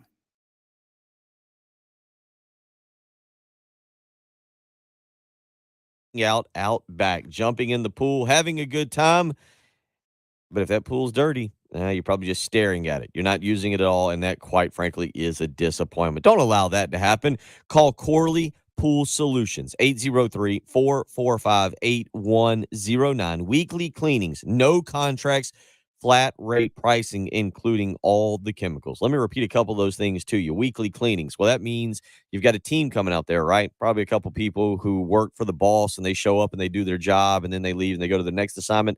That's not true with Corley Pool Solutions. The owner of the company will be at your house, making sure the job is done correctly, making sure the chemicals are poured correctly, making sure that pool is clean. Tracy Corley, with 20 years of business, will be there each and every week, making sure your pool is cleaned properly. That's a lot better than just having some random team show up out there where the owner's probably off on vacation.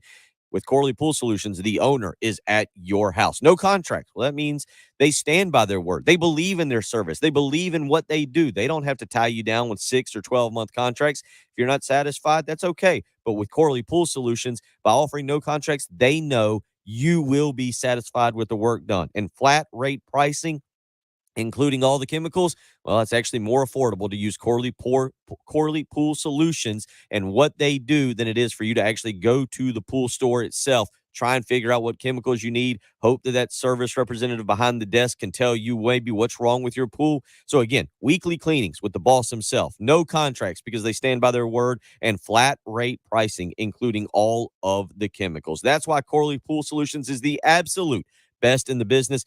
Get in touch with Tracy Corley and Corley Pool Solutions today. 803-445-8109. Again, that's 803-445-8109. That's Corley Pool Solutions. 107.5 The Game traffic from the Shepherd's Glass Traffic Center. Shepherd's Glass, a true reflection of quality. ShepherdsGlass.com.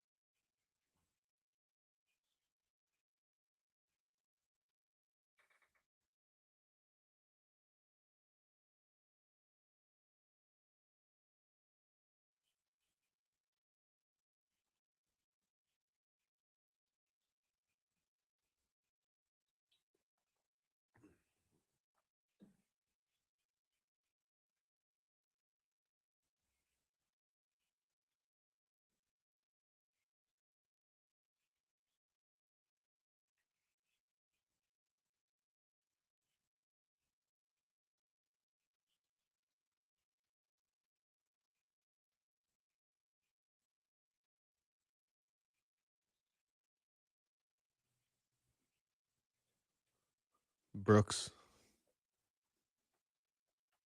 Brooks is gone. Oh, is it official? Looks like it. From Daily Mail. I see there's a ton of rumors on it right now. And there are a couple verified, yeah.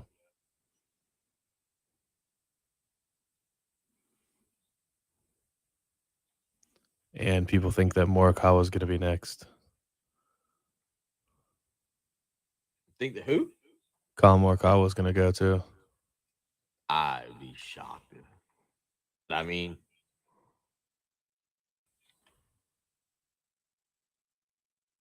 now you got me scrolling Twitter.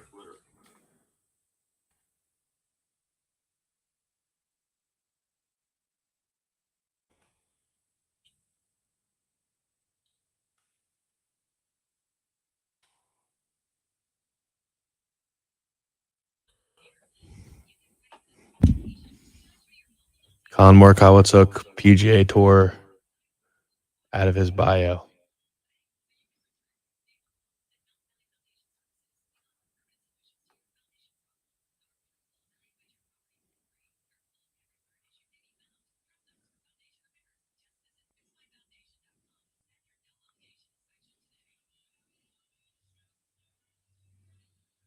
All right. I'm gonna go to another topic you'll like real quick, and then we'll get a little bit more info on this. But I got an article right here. Because you're gonna have a little bit more information on this, I feel like, based on something you said earlier than I know. I've followed it, but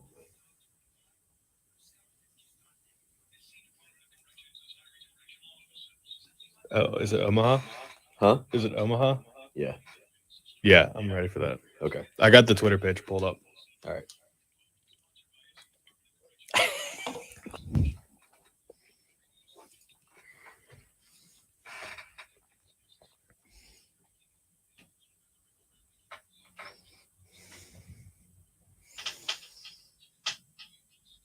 Yeah, we'll get into that a little bit. We're not going to have much time. It's already 40. I know, that's why we'll do this here instead of trying to get into a major topic. Yeah.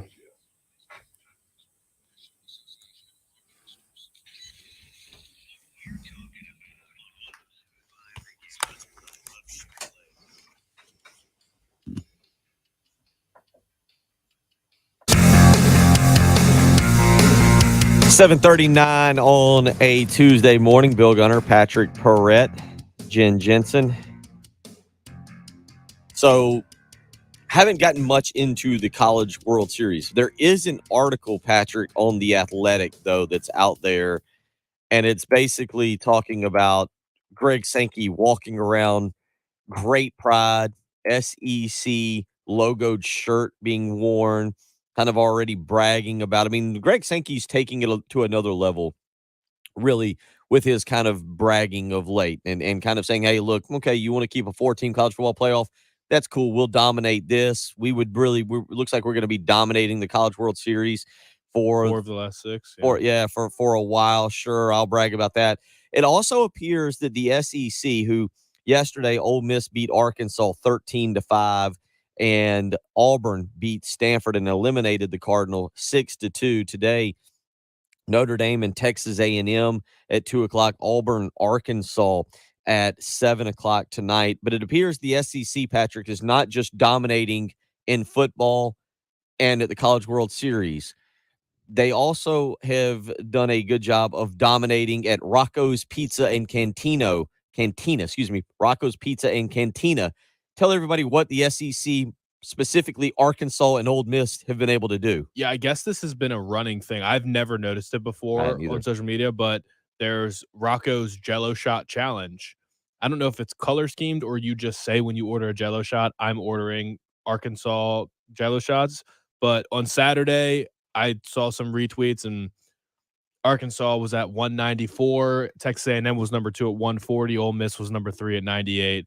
Then you start scrolling up the timeline, and the next day, Arkansas cracks 300, and then Texas A&M's at 206. Ole Miss at 159. Then Arkansas breaks 400 and they start to pull away. And then all of a sudden from the beginning of June 18th, I guess that's Saturday, to the night, Arkansas goes from 488 to 1,465 Jello shots, and Ole Miss is over 600 behind them. And then the more it keeps blowing up, they start getting donations. And on Sunday, the very next day, Arkansas is up to 2,400 and Ole Miss is up to 2,100. So it's been going back and forth and back and forth.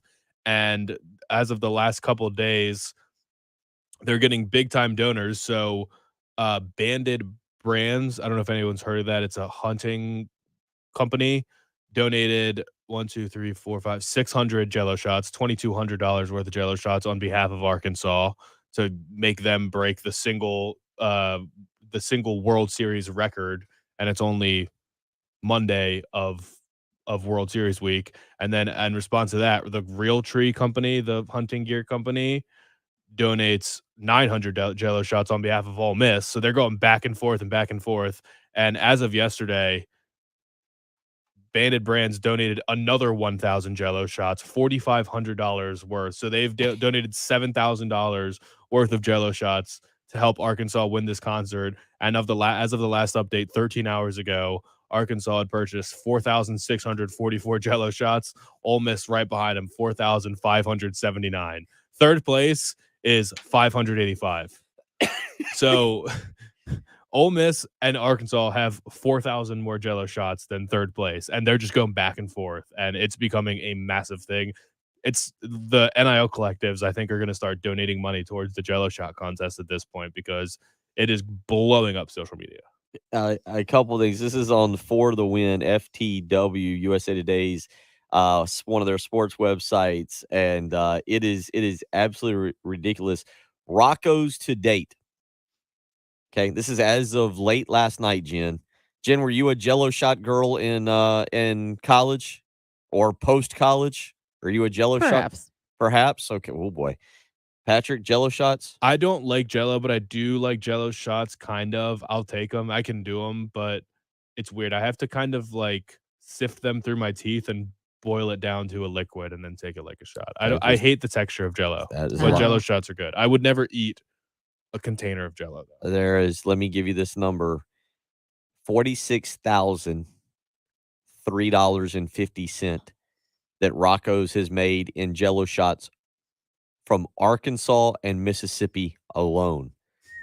$46,003.50. It's like $4.50 a pop. Yeah. They think highly of their gelatin with their alcohol infused in it. That's a bit much for me. I know a lot of you out there. 4th of July is just around the corner. You're going to find a babysitter for the kids. $46,003.50 Arkansas and Ole Miss have spent on Jello shots alone. Arkansas is in an elimination game tonight against Auburn. Yeah.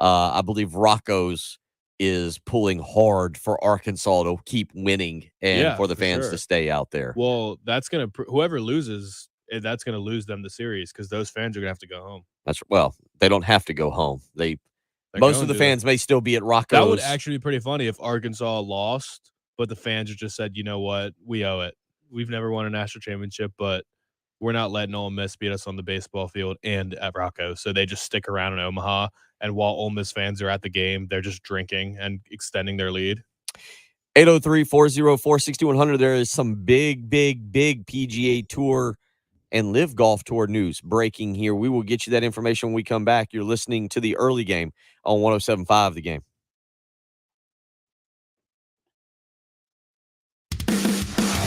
Game time with Heath Klein, 3 to 6 p.m. on your home of the Gamecocks, 107.5 The Game. If you've been suffering from joint pain, you've had issues with your knees, your hips, your back, there's a lot of different ways you can try and fix those. Jello shots is indeed one. $46,000 of Jello shots seems like a poor way to invest your money to try and get your body to heal. Almost as bad as steroid shots or even surgery. Actually, there's a new way you can do it. QC Kinetics. They're here with a better way, and it's right here in Columbia. QC Kinetics, the nation's leader in regenerative medicine, advanced, exciting, and natural alternative that can give you lasting relief Call QC Kinetics today for a free consultation. 803-281-6860. Again, that's 803-281-6860. If you've been struggling this summer, you've not been able to get out and play ball in the yard with the kids, you've not been able to go swimming in the lake with the family, or not been able to take Jell-O shots with your buddies because you've been suffering from joint pain, don't allow that to happen any longer. Call QC Kinetics. 803-281-6860. Again, you can get a free in-office consultation. No pain medications, no steroids, no surgery. That's the great part about QC Kinetics. So find out today how they can get you back to living the lifestyle you want. 803-281-6860. That's QC Kinetics. 107.5 The Game traffic from the Shepherd's Glass Traffic Center. Shepherd's Glass, a true reflection of quality. ShepherdsGlass.com. And still working an earlier accident, Broad River Road at I-20. But I gotta put the battery saver in. Chuck, got a lot of we did a lot of studying over the weekend. And I narrowed it down to a Rectech or a Camp Chef pellet grill. And there was actually a great article. Let me see if I can find it. Let me get this plugged in here.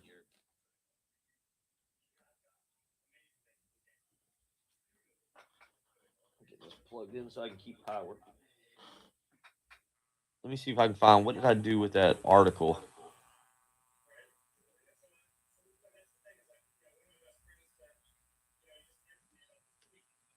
Camp Chef versus Rectech.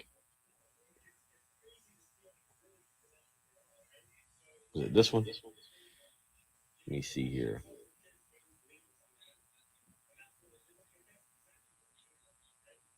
Yeah, this is the article I ended up reading, and y'all can so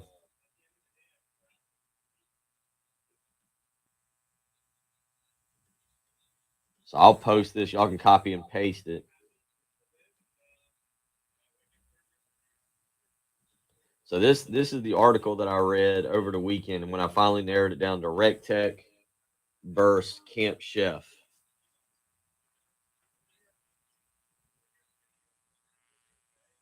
And I've heard about this sear box.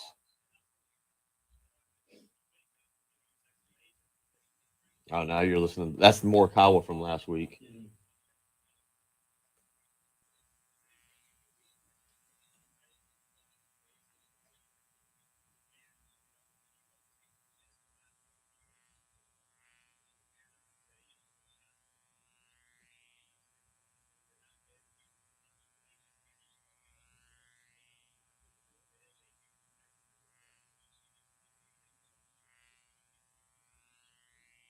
That was a good response when Morikawa was saying, I don't know.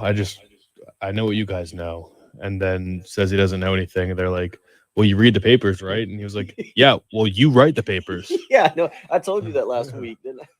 Well, you guys write the papers. Yeah. I know what you do. And then he said, what? So you tell your kids not to believe what they read on the internet, but you're asking me to just believe tweets and articles that I read on the internet. So which one is it? Yeah, that's a good answer. Oh, he was good last week. I told you that. He was one of the better interviews. Yeah, I mean, I'm reading a tweet which is spot on, person saying this would be the biggest needle mover if Morikawa does leave, which there's no indication that he is, but some reason the rumors are heating up. Everyone that's left is somewhat controversial, maybe, and Morikawa is pretty much universally beloved and young and number 4 in the world right now. So all of the other ones, he would be the first shocker, like truly shocker. All of the others.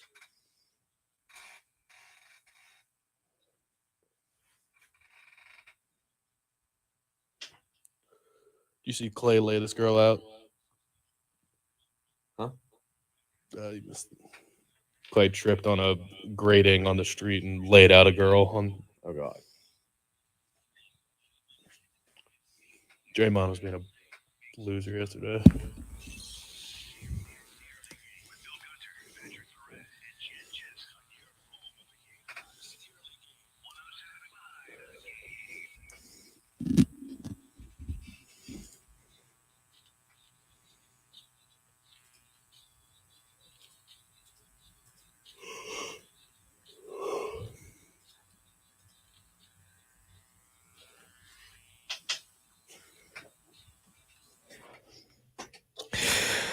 7:51, and again, very rarely on this program do we get to some breaking news. Nothing, Patrick, is necessarily confirmed yet, but multiple reports now out there. Sky Sports Golf, who has actually been covering this pretty well, is now reporting that Brooks Koepka will quit the PGA Tour and join the Live Golf Invitational Series. That was 20 minutes ago. Patrick, that's the one. This wouldn't be a shock, though. This is not. You were talking on our live stream. You were talking off air. You can go to our live stream, go to youtube.com, search 1075 The Game, click join, and subscribe so you can be a part of our live stream every morning. But you were just talking on our live stream with many of our followers there. The big name would be Colin Morikawa, who is being kind of rumored. I would be shocked, and I think that's why Morikawa would be the big name. Brooks Koepka, this fits Brooks Koepka. 54 holes, 8 tournaments. I still get paid? Yeah, sign me up for that one. Not just still get paid. You get paid a lot more. Well, he's gonna get a handsome amount of money for whatever it is that he's going to go and do. And as I was trying to explain to somebody over the weekend, he can still just play the majors. He can still just be a part of the majors. I don't think Koepka cares all that much about the Ryder Cup. I do like this tweet out last night.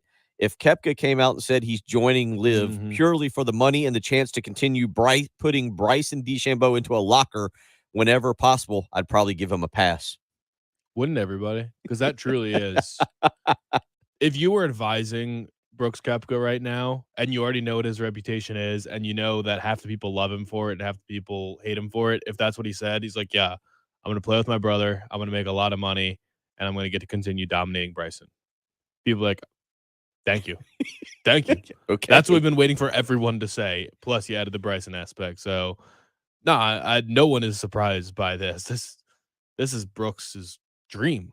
Play 3 rounds every couple weeks. They don't Shotgun start too. You don't even have to wait all day. start. This is for Brooks Koepka. Like Brooks Koepka's looking at us like, oh, really? We're going to play a round in 4 hours. We're all going to have a shotgun start. We're going to be able to go off and be done roughly in 4 hours. I can go back to doing whatever it is I like to do. Yeah, sign me.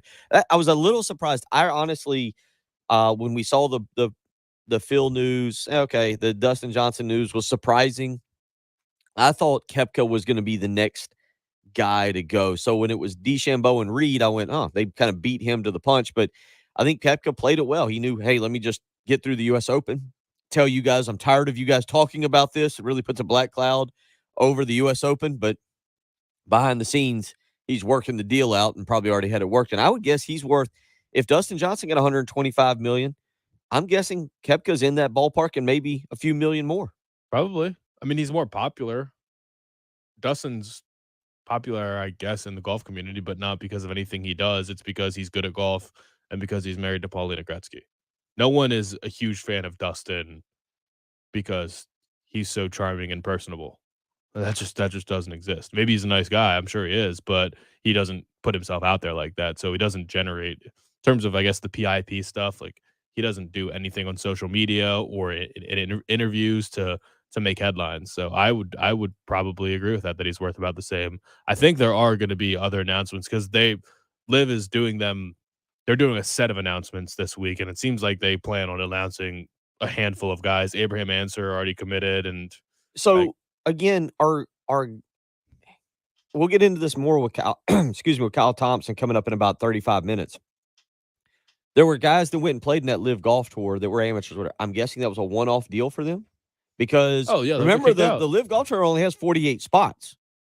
Remember, that's the big thing. So those guys that played in that one tournament, I'm guessing that they had something where they can get back to the Corn Ferry Tour, or that's the big question. I mean, if you went, a lot of them were not. A lot of the, I think there were like a dozen South Africans on that list. There was just a bunch of people in British pubs, and the Live Golf Tour was walking through like, hey, you 20 guys want to play in a tournament this weekend? Make about 120,000. They were, yeah, sure, why not? Okay, yeah. If you win one event, on the Live Golf Tour, you make more than you made at the U.S. Open this past weekend. Hour 3's up next.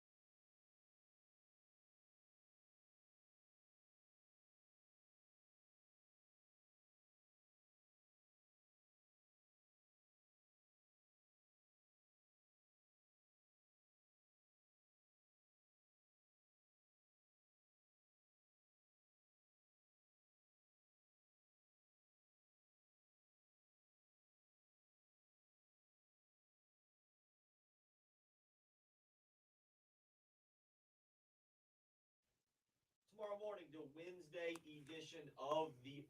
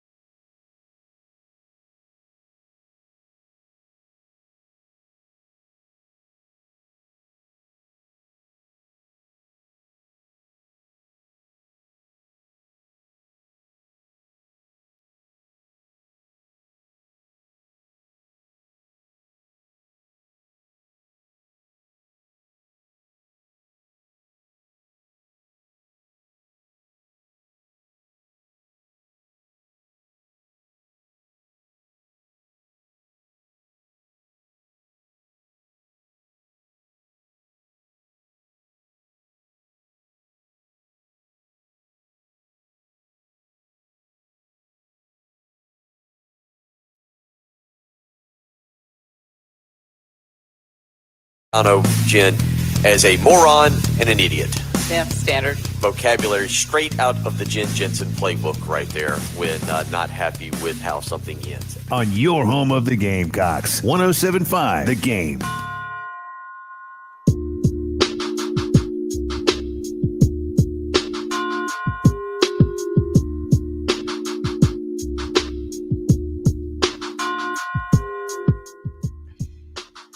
Our number 3 of the early game, Bill Gunner, Jen Jensen, Patrick Perret, all back together for you. A little 4-day work week here. And boy, the last 30 minutes, Patrick, we're actually having to do work. We're having to follow the news. Very rarely do we have to keep up with the news from 6 a.m. to 9 a.m. because not a whole lot breaks. But this morning, just in the last about 20 minutes, news now leaking out that Brooks Koepka will indeed be leaving the PGA Tour for the Live Golf Tour. And then just now also coming out, and I don't know if this was kind of known that it was going to happen or was believed it was going to happen, but Nick Faldo will be retiring after 16 years with CBS and Golf Channel, stepping down as CBS top golf analyst. And that's kind of a shame. I've enjoyed his coverage, his accent. I thought people don't like him. Really? I don't know. I thought he was unpopular.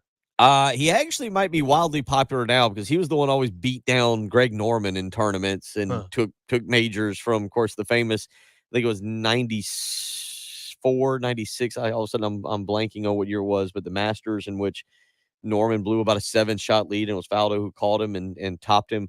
But yeah, so some golf news coming out over the last 30 to 45 minutes there. The Brooks Koepka news, though, not all that surprising. We knew that was a matter of time, and the Live Golf Tour has got another event, not this weekend, but next weekend out in Portland, Oregon, and then you get the British Open July 14th through 17th at St. Andrews. I hope that this just makes the next major even more exciting. I liked that lots of the press conferences were putting guys on the spot, asking about the tour, and making them do the dance of, I don't want to criticize guys that I might be friends with, and I don't want to upset the league that I might one day jump ship and collect $100 million from. I would like to see it happen. I think there's definitely going to be more defections this week, and this is golfmonthly.com says there's been rumors flying about Colin Morikawa, Victor Hovland, Hideki Matsuyama, Adam Scott, and Mark Leishman as people that have been rumored to be jumping ship. And if that's the case, really, Morikawa is the one that would totally change the narrative of this whole thing. But Brooks is not a surprise. As soon as we saw his brother on the tour in the first place, we said, yeah, it's probably only a matter of time before Brooks does this, because he could care less about everything but the majors. He just wants to play as little golf as possible and make money doing it. So not a surprise at all. And we'll see what happens from here. Just scrolling down quickly, Koepka this week. Koepka made the cut, Patrick. So he had to work. He had to play 4 rounds of golf. He made the cut. He shot 73, 67, 75, 77. He was plus 12. He was 55th. Okay. He was 55th. He made $39,432. Now, that's a lot of money to a lot of people. That's $39,000. He made $40,000. But then he had to probably give some to his caddy, pay for a hotel, whatever else it was. Flew private there. Flew private. Yep. Remember, dead last place in the Live Golf Tour makes $120,000, and dead last place is being 48th. And plays and works one less day. And played one less round. And that doesn't count whatever signing bonus Koepka will get. Koepka this weekend again shoots plus 12, 73, 67. He did put himself right back in contention with that Friday 67. I was pulling for him to kind of make a run. But Koepka, 75, 77 in his take home from the weekend, $39,432 is what he made. Again, let's not pretend like that's chump change. It is to Brooks Koepka. But for a lot of people, that'd be good money. But Brooks Koepka can go compete on the Live Golf Tour, play one less round. As you said, if he finishes dead last, Jen, he still makes $120,000. Which he won't because he's really good. Yeah. I don't know the breakdown of, say 34th place or 27th place, but I know that, he will be perfectly fine not winning any of those golf tournaments, still making a handsome amount of money, and then playing in the 4 tournaments that he really only cares about, and that's the majors. Trying to pull up the breakdown right now. This is just huge money. So the first 7 events. After the first 7 events, Live Golf's individual championship purse. You see what that was? I have not. Was it $30 million? Okay. Yeah. So Charles Schwartzel right now is in the lead for a $30 million payday after 7 tournaments. Yeah. Of 54 holes each. First place, okay. Oh, so first place gets 18 million, second place gets 8 million, third place gets 4 million. Gotcha. Okay. The 12 teams will split a purse of $50 million. So the leading team will get $16 million. So all the guys that entered at the first are already have a leg up because you assume that Brooks is going to become a team captain now, right? And I don't know how Bryson will be a team captain. I don't know how that works with captains and everything, and it's still kind of a work in progress because you're adding guys, obviously. You're adding guys, obviously, now after one tournament. But So again, top 11s get $500,000, top 15s get $250,000, and last place gets $120,000. So doing pretty well there. So we'll keep you updated on that. Kyle Thompson coming up in about 25 minutes this morning. Obviously, Matthew Fitzpatrick still the semi-discussion of the weekend as it pertains to golf. He wins the U.S. Open, 6 under there. Scotty Scheffler and Will Zalatoris finished tied for second at 5 under. Morikawa, Roy McIlroy, and John Rahm, all pretty entertaining weekends. Morikawa and McIlroy both at 2 under. Rahm finishes +1. Again, we'll talk more golf with Kyle Thompson coming up at 8:30 this morning. We've also been talking about the Own3 Sports rankings of their coaches, of the SEC coaches right now, 1 through 14. Shane Beamer, 10th on that list, Patrick. And I think both of us agreed, and it seems like many of you agree out there as you've weighed in, that seems about right. I think where we got into some of the semantics of it is Lane Kiffin and Sam Pittman. Kiffin is at number 6. Sam Pittman's at number 7. Mike Leach is at 8. Josh Heupel at 9. Mentioned Beamer at 10. I was surprised at Billy Napier just because, and again, Jesse Simonton, who has this list from Own3 Sports, will join us tomorrow morning at 8:15 to talk a little bit more about it. But as we talked about this list, pretty entertaining. Nick Saban 1, Kirby Smart 2, Brian Kelly 3, Jimbo Fisher 4, Mark Stoops 5. And I think that's very fair for Mark Stoops. And one other thing we brought up, if you're a South Carolina fan, you're hoping Stoops gets out of Kentucky sometime soon for a bigger and better job. Is when you say you're surprised about Billy Napier, does that mean if you were making the list, he'd be higher? Well, let me ask you this. If South Carolina loses that bowl game, let's just say they lose 17-3 offense. Let's say they lose the Vanderbilt game. Or the East Carolina game. You get the point. Don't go to a bowl game. Yeah. I mean, there's a fine line in what and Shane Beamer has done a very good job. He does have the community excited. The football people are fired up for the program. There's a lot of energy behind it. But I was having this conversation with someone a few weeks ago. There's a very thin line there between people being really, really excited for 2022 and people really, really questioning Shane Beamer at this point because Damani Staley doesn't get a pick six before half, maybe a few runs by Juju McDowell at the end of the game. Parker White doesn't kick the field goal. Who knows what happens up in Greenville? You're right. Zeb Nolan doesn't come down, lead the team down for a touchdown in the final seconds against Vanderbilt. Brian Harsin doesn't draw up some wild bench Tank Bigsby on 4th and 1. Yeah. And then throw the ball to a 5'5" receiver down the seam. I mean, you're exactly right. You don't go to a bowl. There's a lot of different feelings or vibes about this. And quite honestly, if that doesn't have those three things doesn't happen, now you might be looking at Beamer back at 13. So to answer your question, only because Napier had success at Lafayette. There is a little bit more long-term area of success. Brian Harsin had a lot of success at Boise.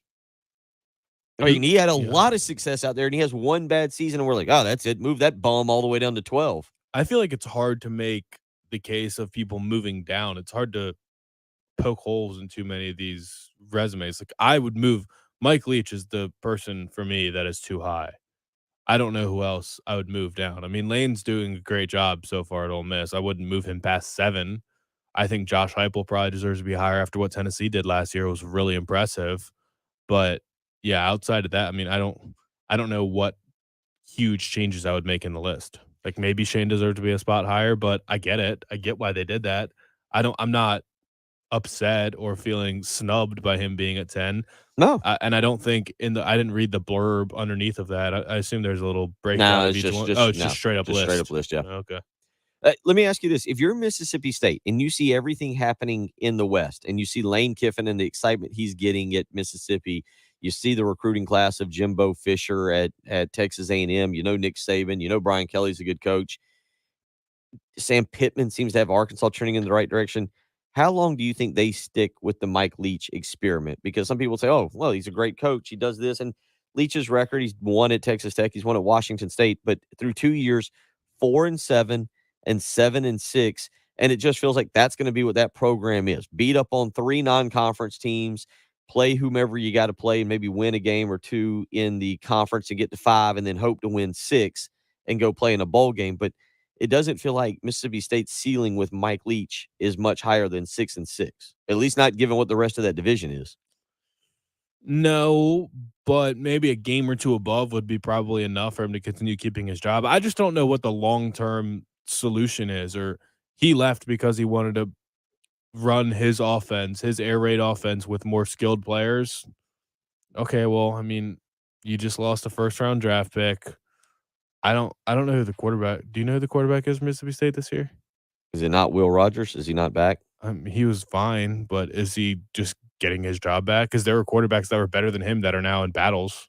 I mean, Will Rogers is back for another season. Last year he threw for 4,739 yards, 36 touchdowns, and 9 interceptions. Yeah, now, you again, could do that, mind you, that is the Mike Leach system. Yeah, you could probably throw for 3,500 yards in that system. I'd like to think that I could be. Is he good. better than Zach Calzada? I don't know. As you mentioned, the Leach system does allow for inflated passing statistics, and we'll kind of see. But that's why I just asked that, because Leach at where at 8, Yeah. Josh Heupel. Like, if you had to choose Leach or Josh Heupel, I'd rather have Josh Heupel. That's where we're kind of going with that. 803-404-6100. We'll continue on with that discussion. Get into some recruiting as well. South Carolina picks up 2 commitments over the weekend, but a couple other big recruiting news things to bring up as it pertains nationally to recruiting. We'll get you into all that. You're listening to Bill Gunner. You're listening to Patrick Pratt. It's Jen Jensen as well. It's the early game on 107.5 The Game.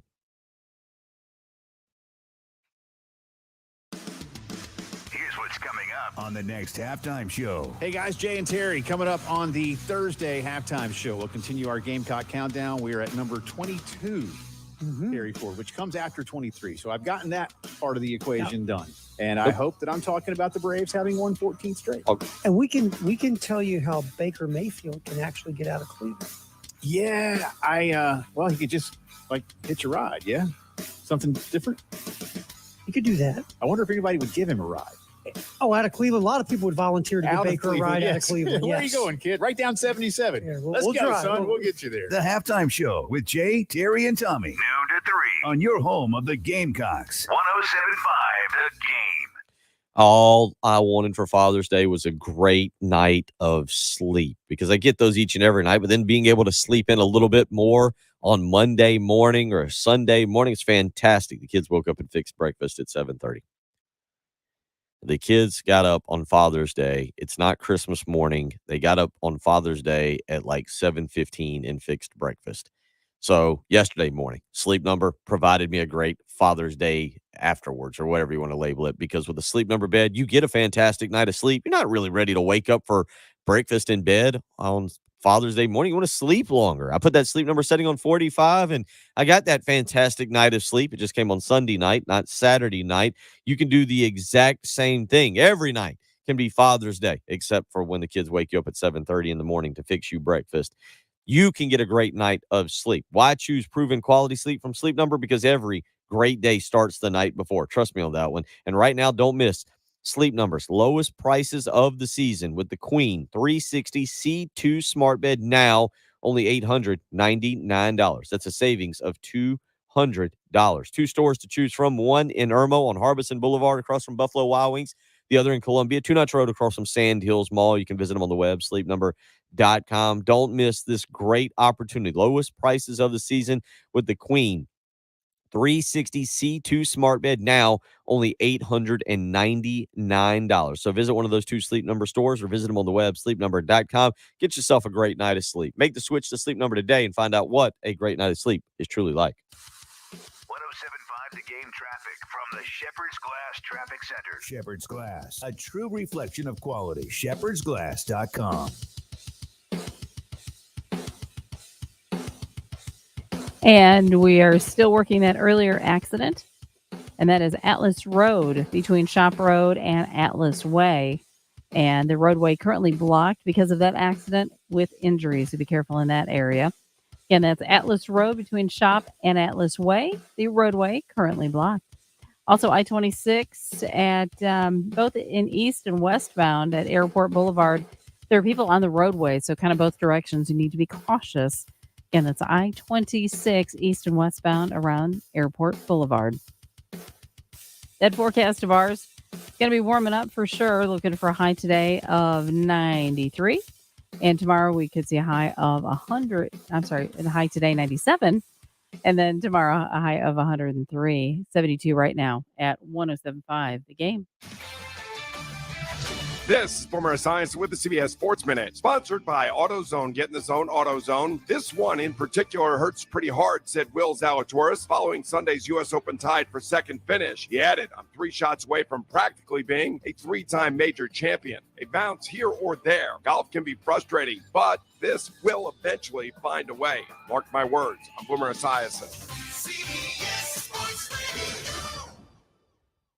Get in the zone, AutoZone. Welcome to AutoZone. Dashboard light problems? We can help. Our free Fix Finder service can read your check engine light, ABS light, and service indicator light, and give you possible solutions, verified by licensed technicians. You'll even get detailed results sent straight to your email so you have them when you need it most. It's the most complete free warning light report backed by technician-verified fixes. The free Fix Finder service, only at AutoZone. Get in the zone, AutoZone. More details at AutoZone.com.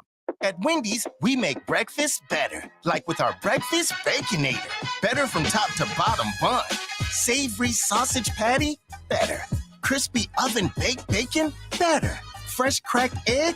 Better. The Breakfast Baconator might just be the greatest breakfast sandwich of all time. So you can keep settling for not better, or you can get a better breakfast from Wendy's. Tough choice.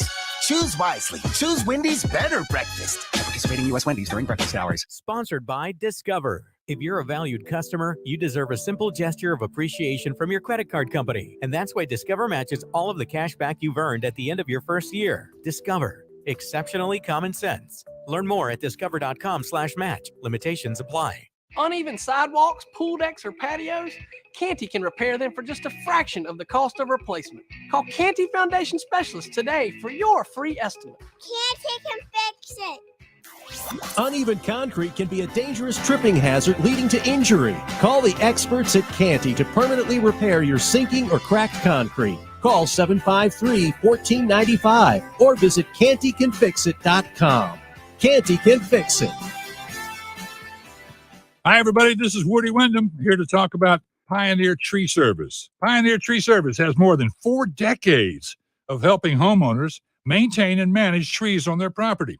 Their skilled crew offers customized solutions that match your needs and budget. Tree trimming and tree removal can be dangerous. You need to trust the people that are doing the job. Before attempting to remove limbs, call Pioneer Tree Service for a free quote. They remove limbs safely and make sure that future growth is directed away from potential trouble areas such as roof lines and driveways. Cutting down trees takes more than a chainsaw. Even branches can weigh thousands of pounds, and their removal must be handled with care. Pioneer Tree Service offers a full complement of state-of-the-art heavy equipment from track hose. All right, yeah. To recap, I just read this tweet. So Trevor Immelman is replacing Nick Faldo as lead analyst for CBS. Koepka is gone, and Jay Monahan is scheduled a players-only meeting. What are the odds that when we get Kyle on the show, he's just waking up and knows none of this? I think that'd be hilarious if we call him and say, "So, what do you think about Brooks Koepka joining Live Tour?" And he's like, "What?" Rubbing his eyes, just trying to figure everything out.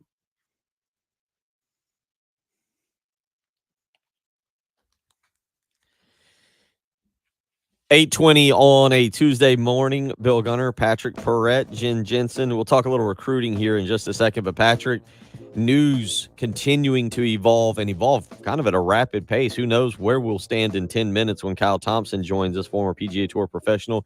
But some more news coming out, and Jay Monahan trying to grab the bull by the horns here, not let this thing get away from him. Yeah, scheduled basically a players-only meeting is what it sounds like for today. I'm so desperate for one of them to just press record on their laptop or screen record or just put their phone down and record it. We need Antonio. Is this where we need Antonio Brown on the PGA Tour? I would love to hear what's going to go on in this conversation. I mean, how do you think he's coming at him? Threatening? No. Or like, what do we need to do, guys? We can't. I mean, he should probably schedule a call one-on-one with Colin Morikawa and be like, what's the deal? We can't lose you. A lot of Brooks Koepka, as Patrick said during the break, that he got the official ESPN notification on his phone as it pertains to Brooks Koepka leaving the PGA Tour. So that appears to definitely be happening. The next thing, though, that is being rumored, and you said is trending, is Colin Morikawa potentially leaving and going to, and that's the first one. That, I mean, Justin Thomas, Rory McIlroy, they've been pretty. John Rahm, after what he said last week, those would be shockers. That would be huge blows. Those three. Colin Morikawa is not far behind that because of age, because of, I feel like he's been the most sincere as well. Now, he hadn't really gone out of his way like the three I just mentioned to defend the PGA Tour. Correct. He's kind of been more of like, well, hey, I know what you guys know, and it's rumors and speculation that's fun to follow. But he's not really also gone out of his way to be like, yeah, I'm here with the PGA Tour. I stand with the PGA Tour. Yeah, I mean, he's I think trying to stay out of it. I mean, he echoed some of Brooks's sentiments. He did his press conference for the U.S. Open after Brooks and echoed some of the things he said. And yeah, he was not gung ho protecting the PGA. He was more so just attacking the journalists. It sounds like 25 years old, 5 wins on tour already, 2 majors. Number 4 ranking in the world. This would be by far the biggest because everyone that's left so far comes with some, or at least of all the major players, comes with some level of polarization or controversy built in. Dustin, maybe not, but people doubt his off the course antics and his general like intelligence. I think people make fun of. He's not outgoing or anything, so no one knows much about him, and he's somewhat mysterious. Patrick Reed, villain. Bryson DeChambeau, villain. Phil Mickelson is Phil, and no one's surprised. And we think that he was probably broke, and there's a lot of things that go into Phil's deal. Brooks, Oh, we know he didn't have enough money to buy a razor or anything to shave. Yeah, right. We're aware that he lost his razor sponsorship and that the Mickelson household was without razors. Well, it's your fault. You didn't re-up on the coffee for wellness. Yeah, you just bought the one bag. That's true. Yeah, I haven't gone back in for more. So, and then Brooks. Yeah, Brooks is polarizing too. So all of the major guys that left are polarizing, but Colin Morikawa is pretty much unanimously adored by golf fans and even casual viewers. There's nothing not to like about him. Scott weighs in and says if Monahan would just let them play where they want to be, he wouldn't have a problem. This wouldn't be news. That's true as well, Scott. But the PGA Tour Monahan and the PGA Tour may have painted themselves into such a corner here. It's impossible to backtrack on it. That would be incredible though if this turned into him saying, "Look, it's inevitable. We can't compete financially, but for you guys that want to compete against the best in the world, play your stupid live tour every once in a while. But the PGA Tour is open to you whenever you want to come back." He does need to say it like that. Yeah. Play your stupid, Go play your live tour. stupid exhibitions and get your money. But come on back for the real thing. Yeah, for the real tournaments. Yeah. We'll continue. Kyle Thompson coming up here in just a few minutes. Again, South Carolina picks up 2 football commitments over the weekend, bringing their total to 8 commitments, 2 4-stars. Right now in the class. South Carolina, according to 24/7 Sports, has the 6th ranked class. Now, again, that can be a little skewed because of number of commitments. Their class, though, very similar to Florida. The Gators with just 2 4-star commitments. Florida right now, Billy Napier in his first year, really trying to get things going. Auburn with just 2 commitments overall, both of them 4 stars. But boy, the Brian Harsin deal. You got a feeling like would Auburn be willing to go and hire a Mark Stoops, or do they have to have the sexy name after Harsin? Because you got to feel like that thing is a year away from needing a new coach there on the Plains. Well, they're probably already looking into who the names are. I don't even know who comes to mind as a group of 5 coach or coordinator right now that might be next in line for that. They watched what LSU did. They saw big money. Who can you go out and could you go to Baylor and take Dave Aranda? Like, could you? I don't know. I'm just throwing, I'm throwing names out there. But could you go? I don't know how much money does Auburn have. They've got SEC money and they've got boosters who are more than willing to spend. But SEC money isn't the same for all 14 schools. I mean, they're not hurting. Let's just say it that way. They're not going to worry about being outbid for somebody. Would they make a huge push for a Matt Campbell from Iowa State after he watches everything? We'll keep an eye on that. 803-404-6100. Coming up next, we'll get back into that PGA Tour talk. Hopefully, we could do one commercial break without more information breaking, but who knows? By the time we come back, maybe everybody's going to the Live Golf Tour. This is good because it helps us practice our hot takes. When news comes out right away and you don't have time to think about it, you just got to react. It's good. It's good. Patrick loves it. Yeah. You're listening to Bill Gunner. You're listening to Patrick Pratt, Jen Jensen as well. Again, a lot going on this morning that we'll get into. Kyle Thompson coming up here in just a few minutes, and we will certainly discuss what's happening with the PGA and the Live Golf Tour. Again, it's the early game on 107.5 The Game.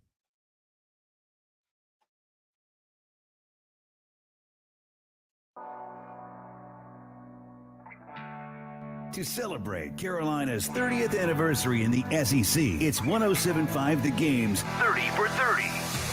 The 30 best Gamecocks football players over the last 30 years. Number 20, linebacker, Jasper Brinkley. This one up for grabs, jump ball, and knocked away. It's picked up by Brinkley. Jasper Brinkley attended Thompson High School in Thompson, Georgia. He was first-team All-State at linebacker. Jasper transferred to South Carolina from Georgia Military College alongside his twin brother Casper. And Mike Hennig under center. Play action. He's not one of the more mobile quarterbacks, and he gets rocked by Jasper Brinkley. Brinkley started 29 of 30 games at USC, wrapping up his career with 298 total tackles, 27.5 sacks, 30.5 tackles for a loss, and 10 interceptions. After a knee injury in 2007 that sidelined him for the year, Brinkley came back in 2008 and captured all SEC first-team honors. The defense that South Carolina got this year, We got a possibility to be one of the best defenses in the country. Jasper was selected by the Minnesota Vikings in the 5th round of the 2009 NFL Draft. Number 20, linebacker, Jasper Brinkley. It's 107.5 The Game's 30 for 30. The top 30 Gamecocks football players from Carolina's 30 years in the SEC. Keep listening as we count them down from 30 to 1 on your home of the Gamecocks, 107.5 The Game. I'll tell you what, the way this is going with the PGA Tour, it might be time for me to continue working on the old golf game. Who knows? They might need some tour members if they keep losing people to the Live Golf Tour. And if that's the case, I need to be ready to go. So do you. Your name could be called as well to join the PGA Tour. So if you've been suffering from joint pain, you got a little bit of arthritis somewhere, you got an injury, and you want to get it fixed, you've always known about the traditional treatments, pain medications, steroids, then surgery. Guess what? There's a new, better way to go about treating your pain. It's with QC Kinetics. Call them today, 803-281-6860. You can get a free in-office consultation, 803-281-6860. QC Kinetics regenerative protocols can address any pain in any joint and give you the quality of life that you deserve. It's 2022, and those old ways, whether it was surgery, steroids, all those bad things that you've had in the past, addictive pain medications, they're out. The new ways are in. Regenerative medicine can restore and repair damaged joint tissue using natural biologics. So call today for that free consultation, 803-281-6860. Again, that's 803-281-6860. Advanced, exciting, natural alternatives that can give you lasting relief. Don't wait around any longer. 803-281-6860. That's QC Kinetics. 107.5 The Game traffic from the Shepherd's Glass Traffic Center. Shepherd's Glass, a true reflection of quality. shepherdsglass.com. We continue to have a slowdown. Broad River Road at I-20. Also, Old Dunbar Road at Creekside Road. There's an accident to contend with. And we also still have the roadway blocked. Atlas Road, both directions between Shop Road and Atlas Way. Your forecast looking pretty warm for the next few days. That warm up is here. Looking for a high today of about 97, 103 tomorrow, 98 on Thursday. That chance for some rain coming back on Thursday. Right now, though, it's 74 at 107.5 The Game. SC Department of Corrections is hiring facilities maintenance technicians, licensed mental health professionals, chaplains, and more positions statewide. Visit joinscdc.com for more info. Sponsored by SC Department of Corrections, SCBA, and this station. Hey, Scott here for Traditions Fine Jewelers. One of the things I love about the jewelry business is that each item we sell will have a story, a moment, or some type of history with it in the future. For us, it's not just about selling jewelry. Because jewelry is lasting, Traditions Fine Jewelers also takes great pride in helping you keep your jewelry looking its best. This is why we have an on-site jeweler who's been in the business over 25 years. At Traditions Fine Jewelers, we've saved many heartbreaks and costly repairs with our jewelry cleaning service. It's quick and easy, and best of all, it's free. Unfortunately, accidents do happen. In those cases, our staff will take care in inspecting, analyzing, and professionally helping you get your jewelry repaired and looking as new as possible. At Traditions Fine Jewelers, we'll retip, resize, or solder your jewelry and have it back to you fast, too. We offer one of the quickest turnarounds in Columbia. So bring your jewelry in and let us help you keep it looking its very best whenever you want to wear it. Traditions Fine Jewelers, 5134 Sunset Boulevard, or our new location at Sandhills by the Fountain. Traditions Fine Jewelers, where the Midlands get engaged. Susan, I'm sorry I'm late. Traffic is terrible. It sure is. But on top of that, gas prices have been skyrocketing. I can't believe how expensive gas has gotten recently. Prices at the pump are up, but I never pay full price for gas anymore. I just use the free Upside app that pays you cash back for every gallon of gas you buy. Wait a minute. Are you saying you actually get paid cash when you buy gas with the Upside app? Yes, I get real cash back every time I buy gas. And does that actually add up to anything? I've made around $200. Wow, that's serious.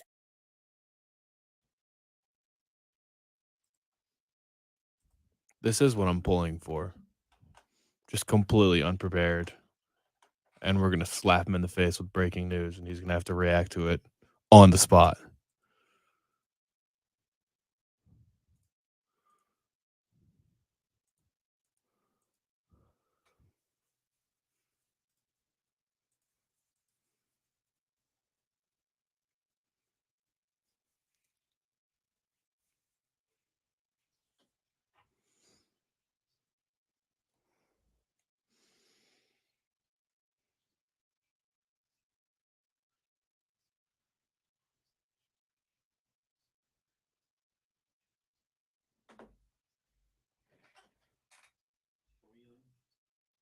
Yeah. You there?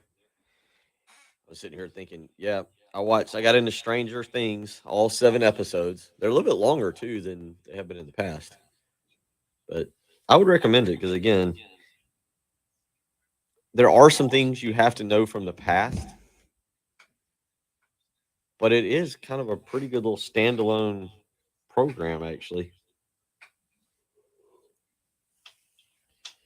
What else did we watch? I watched a little bit just to kind of test it out before hockey last night of that Prehistoric Planet they did on Apple TV. Oh, and I signed up for Peacock. The free version? No, I went ahead. I paid the $5. Oh. We're back. I went ahead and started getting in for the Premier League.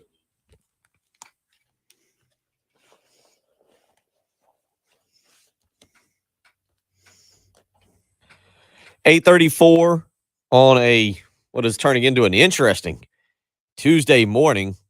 Sometimes it goes as planned. Sometimes it doesn't. But in this case, it's gone perfectly according to plan. Kyle Thompson joining us now on a morning where, Kyle, we need you. We need you. There was U.S. Open golf, and then just in the last hour, more information breaking out now on Brooks Koepka joining the Live Golf Tour, and a lot of rumors swirling about Colin Morikawa. So let's start, though, with the U.S. Open. Great tournament, I thought. Loved seeing it on what is a new course or a different course than the usual rotation. And you had a lot of the big names that were right up there, and it's Matthew Fitzpatrick pulling out the victory. Yeah, it was a great event. Came right down to the wire, which is what you want out of a major championship. And you had some really big name players at the top of the leaderboard. I mean, it's incredible how well Scotty Scheffler just keeps playing. I know he finished second, a shot back, but he's played incredible golf over the last year, really. I think he's made over $12 million this year on the PGA Tour, which is the most all time in one season. So pretty impressive. Hats off to Matt Fitzpatrick. A lot of people really didn't know who Matthew is. He's kind of one of these young guns that is a can't miss guy. He actually won the US Am on the same exact golf course, the country club there at Brookline. So he was very familiar with the course, had success there, and and he played great. And obviously the guy that I keep talking about, Will Zalatoris. I mean, he finished second again. That's his third second in a major championship. He's now had a second in U.S. Open, the PGA, and the Masters, and he still hasn't won a tournament on the PGA Tour. And so it's amazing how well he keeps playing, and really with a pretty bulky putting stroke. If you watch his putting, it's not real pretty, but he's one of the best ball strikers in the world, if not the best ball striker right now, and that's really helped him out a lot. So, I was telling some guys the other day, I said this kid reminds me a lot of David Duval in his young years. I don't know if any of you remember, but David had so many second place finishes before he ever won, and then once he won a span of like 8 or 9 tournaments really quickly. So, anyways, it was a great event. It was really fun to watch. Matt Fitzpatrick hit maybe the best bunker shot you'll ever see out of the trap on out of the fairway bunker on the last hole of the day. To hit it to about 20 feet, and it was good enough to 2-putt from there to win. So. I was going to ask you about that as it pertains to Zalatoris. Is there a fine line between being in these situations, gaining confidence, knowing you can do it, or not getting it done and maybe your confidence being broken a little bit? Do you think it could go either way, or is this just a great thing for him? Because I think Patrick pointed it out. He's now finished second in 3 different majors. He had the 2021 Masters and then the PGA and US Open this year. And this year I saw a tweet that aggregate scores of golfers making all 3 cuts so far this year, he is minus 13, leading the pack by 2 strokes. So do you think, I mean, is it a thing where, yes, it's only the positive for him, or do a few missed opportunities start to build in your mind, do you think?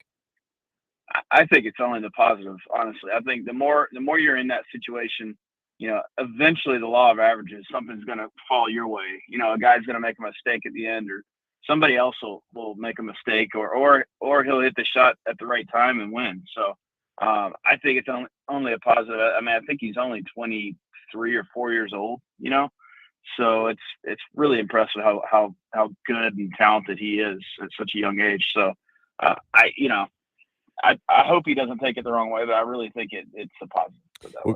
We'll get to the Live Golf Tour stuff with Kyle Thompson here in just a second and get his thoughts and takes. But real quick, Patrick asked last week, we know you were out playing some golf, hanging around, doing some business stuff, so we didn't get to get you on. Patrick was asking about links courses as we now will head over to St. Andrews for the British Open, July 14th through 17th. I tried to explain it a little bit, but I've never played. I've played links courses in New York, but I'm not sure that those count as true links courses. Can you describe for Patrick the definition of a links course that the golfers will see over in England in a month? I would say that, I don't know the true definition, but basically, the neat thing about St. Andrews, they share a lot of greens. So there's multiple holes that have the same green, but the greens are really big. And so they'll have a flag on one side of the greens for one hole, and then on the other side of the green for a different hole in the back nine or something. And so most links courses have very few trees. They're really wide open. They have a lot of pot bunkers, a lot of just tall native grass around it. And it's really almost like hardly any dirt's been moved, and they just cut a green and tee boxes, and that's sort of the golf course. So that's typically what a links course sort of looks like. But I haven't played a ton of them in my lifetime. Probably the best example of a links course in the U.S. would be out at Bandon Dunes out in Oregon. It's fantastic. So there's 2 or 3 courses out there that are links style. Okay, so now to today's news. There was a lot. There was the 3 big breaking news was Brooks, then Faldo stepping down, and then the players only meeting. So I guess I'll lump Brooks and the players only meeting into one question. One, are you surprised? No one's hardly surprised by Brooks leaving, but then the players only meeting in response. What do you assume is going on there? Is it a panic call? Is it a threatening call? Because there's rumors about Morikawa and all these guys being next. So what's your take on that? Have you ever experienced anything like that? And what do you expect Jay Monahan to be saying? I think they're panicking now. Abraham Answer is also, he's kind of been lost in the shuffle, but he's 20th ranked player in the world. He supposedly is also going to the Live Tour. I think there's so many great players going to go to the Live Tour that's going to put a tremendous amount of pressure on the PGA Tour to change their stance. There's no way that they're going to survive if their top 60 players or 48 players from the PGA Tour left. So I think at some point they're going to have to pivot and let these guys play and not penalize them, maybe decrease the amount of mandatory events they have to play. But it's going to affect, it's definitely going to affect their pocketbook. But I would love to be a fly on the wall during that meeting today. And I think he has a 1 o'clock, I believe a 1 o'clock news conference tomorrow to discuss a little bit more about this thing. So it's a wild time. Other than just the money, what is the number one thing that these guys are liking about the Live Tour model rather than this? Is it the time with the shotgun start? Is it all the little things like the pro-ams you have to do and things like that throughout the week? What do you think the number one thing besides just the check is? Well, I would say money is far outranking everything else, but then I think number 2 would be the fact that they're only playing 3 rounds. I think over the course of a year, playing 4-round tournaments plus your pro-am plus your practice round, it can really wear you out. And I think because they can make so much money, guaranteed money, playing 3 rounds of golf, it's a lot less wear and tear on their bodies. I think that would be the biggest draw for me, at least. And I know from everything I've heard that this golf tour is treating the players like absolute, kings, and they're doing the same with the caddies. They're paying all the caddies fees and expenses to get to the tournaments and back, and put them up in housing and all that. So, nothing like this has ever been done anywhere else in the world in pro golf. So it's pretty interesting, and I think it's going to turn pro golf upside down on its head. And there might have to be some changes and some policies and how things are done around the PGA Tour. Kyle Thompson joining us, former PGA Tour professional, all-time wins leader at the University of South Carolina. We get him on just about each and every week. Kyle, you're semi-familiar, I know, you're not familiar with it from your time, but you've heard and you've kind of, I'm sure, followed name, image, likeness now as it pertains to college. And a lot of the debate is the NCAA or could have college sports gotten out in front of name, image, likeness? In a way, I feel like this is similar for the PGA Tour. Could have they gotten out in front of this and made changes early on that maybe would have kept some of this from evolving the way it has now? Well, I think they tried to do a little bit of that with the player incentive program, the PIP, as they called it, last year. You know, they gave away $40 million to their top social media, presence. You know, they gave Tiger and Phil Mickelson money. I'm not sure who else got money. They really didn't say, but I think that was one little move. But I think a lot of people just never thought this would actually happen. You know, that it really wouldn't get off the ground and get going. So, I think they're sort of more of a wait and see position rather than being proactive and trying to get out in front of this and compete against it. So that's my opinion, though. Are you a Faldo guy? Will this bum you out whenever you do decide to watch golf on the weekends? You know, I'll be very honest. I didn't even know about Faldo leaving until you mentioned it. Well, it just came out this morning. It just came out this morning. Yeah. It's been lost in all the news. So Trevor Immelman's replacing him.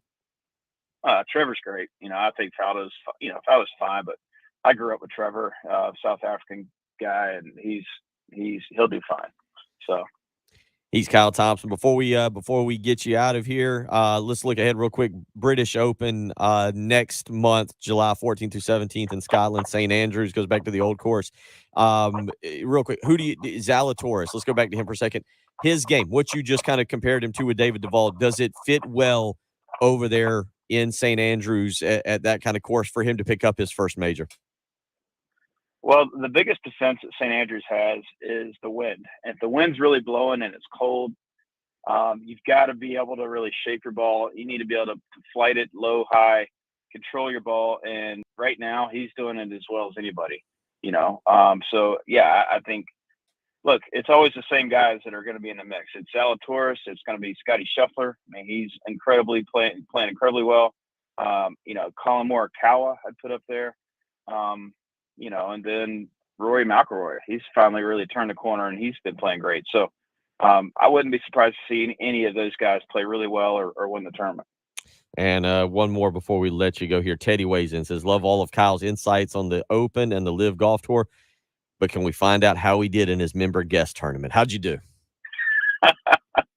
Oh, it was unbelievable. We had 6 people in our flight, 6 teams, and 4 of us tied for first at 25.5 points. It was the most bizarre thing. And so, unfortunately, my team lost in a head-to-head matchup, comparing all 4 teams. And the team that got through is Jay Gruden.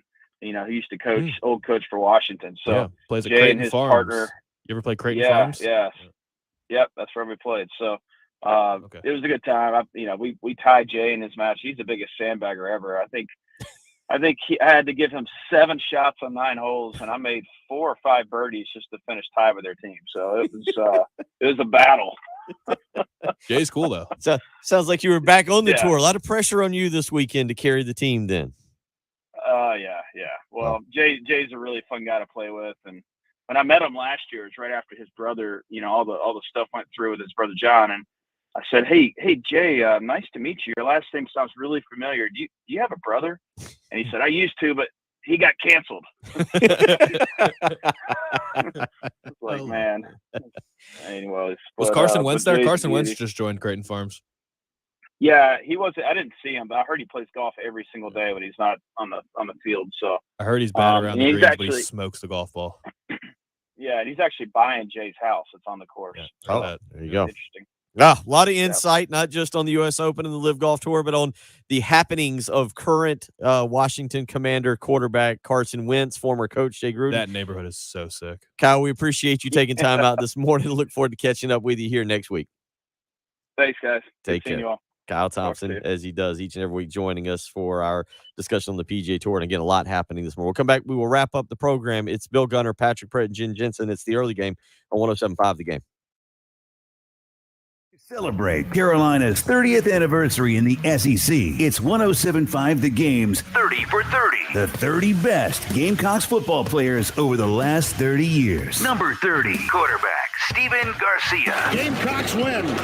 Garcia with a brilliant game. Number 29, running back Mike Davis. That Georgia fella can run. Good gracious. Number 28, defensive back J.C. Horn. Now Nick throws into traffic, and it's intercepted.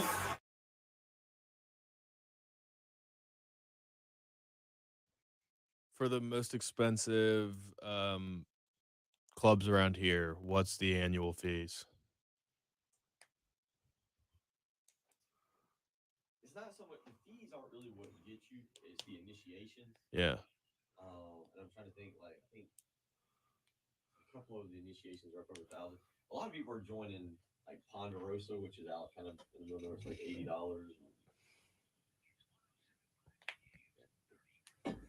Creighton Farms initiation is $45K. Yeah, that's Yeah. Annual fees of $11.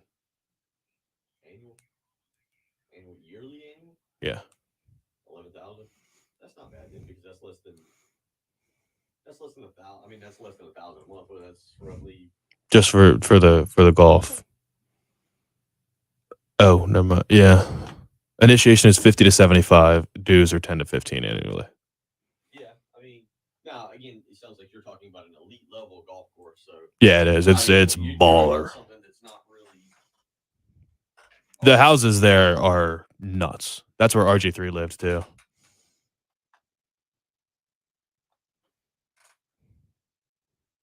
yeah, you're talking about something that's really Yeah. probably not. I mean, we have none of that. I don't know what Sage Valley. No, I mean this isn't this. I think a lot of people prefer this. The big ones are that RTJ and Congressional are the big clubs, but a lot of people don't like Congressional because it's too big and the course is crowded. Creighton Farms apparently is just you can always play. This is where Kyle was just playing last week. I mean, these houses are unreal. Sage Valley's roster. This is down in Aiken. This is backfield 4.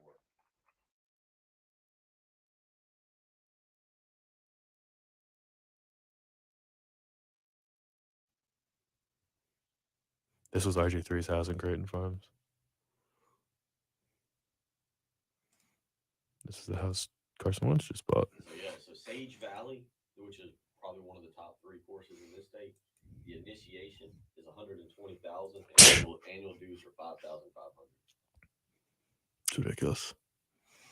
Speaking of RG3, he's on TV right now.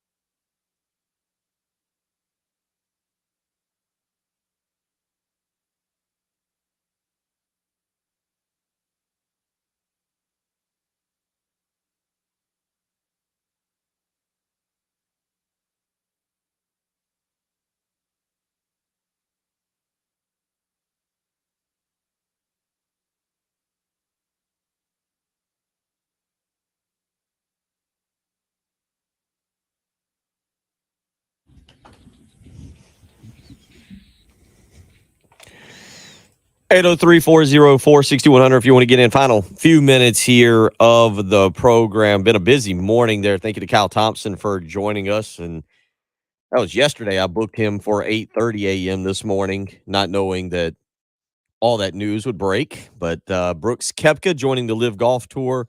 And that's been kind of the news of the morning. We've discussed a lot of other things. We'd never once mentioned the Stanley Cup last night. Yeah. Patrick, the Colorado Avalanche blew out Tampa on Friday night 7-0, but last night Tampa gets them back 6-2. At least they looked more competitive, and maybe, just maybe, that'll set up for a series moving forward. Because boy, what happened out in Colorado seemed to indicate that the Avalanche were far and away the better team. That's why these 7-game series are just so wild. Like, Colorado goes up 2-0 at home, but the first game's overtime. The second game's a blowout. You think, okay, Colorado's going to steamroll them. This thing might be a sweep. Now Tampa's back at home. They dominate in their first home game. If they win the next game, everything's on the table. Like, it's just 7-game series. It's so hard not to overreact to every game, but that's where we're at right now. The product is good. This will be fun. I think Tampa will take care of business, and it'll be 2-2, and we'll have a great Stanley Cup final. And I hope that's the case. Vasilevsky was great yesterday. The stars were out. Stamkos was incredible. Kucherov was incredible. I'm excited. It's gonna be a good series. Well, Game 4 on Wednesday night there in Tampa, and if they can win that, it'd be a big comeback from what it looked like it was in Colorado. It was a bloodbath in Game 2. My goodness. We will have a busy show tomorrow morning. Tony Annan joining us in studio as he does each and every Wednesday. And, of course, we will be joined to talk a little bit about that Own 3 ranking of SEC football coaches. So a lot to get to tomorrow. Jen, welcome back. You look Thanks healthy. so much. Where she's new and improved, Jen Jensen.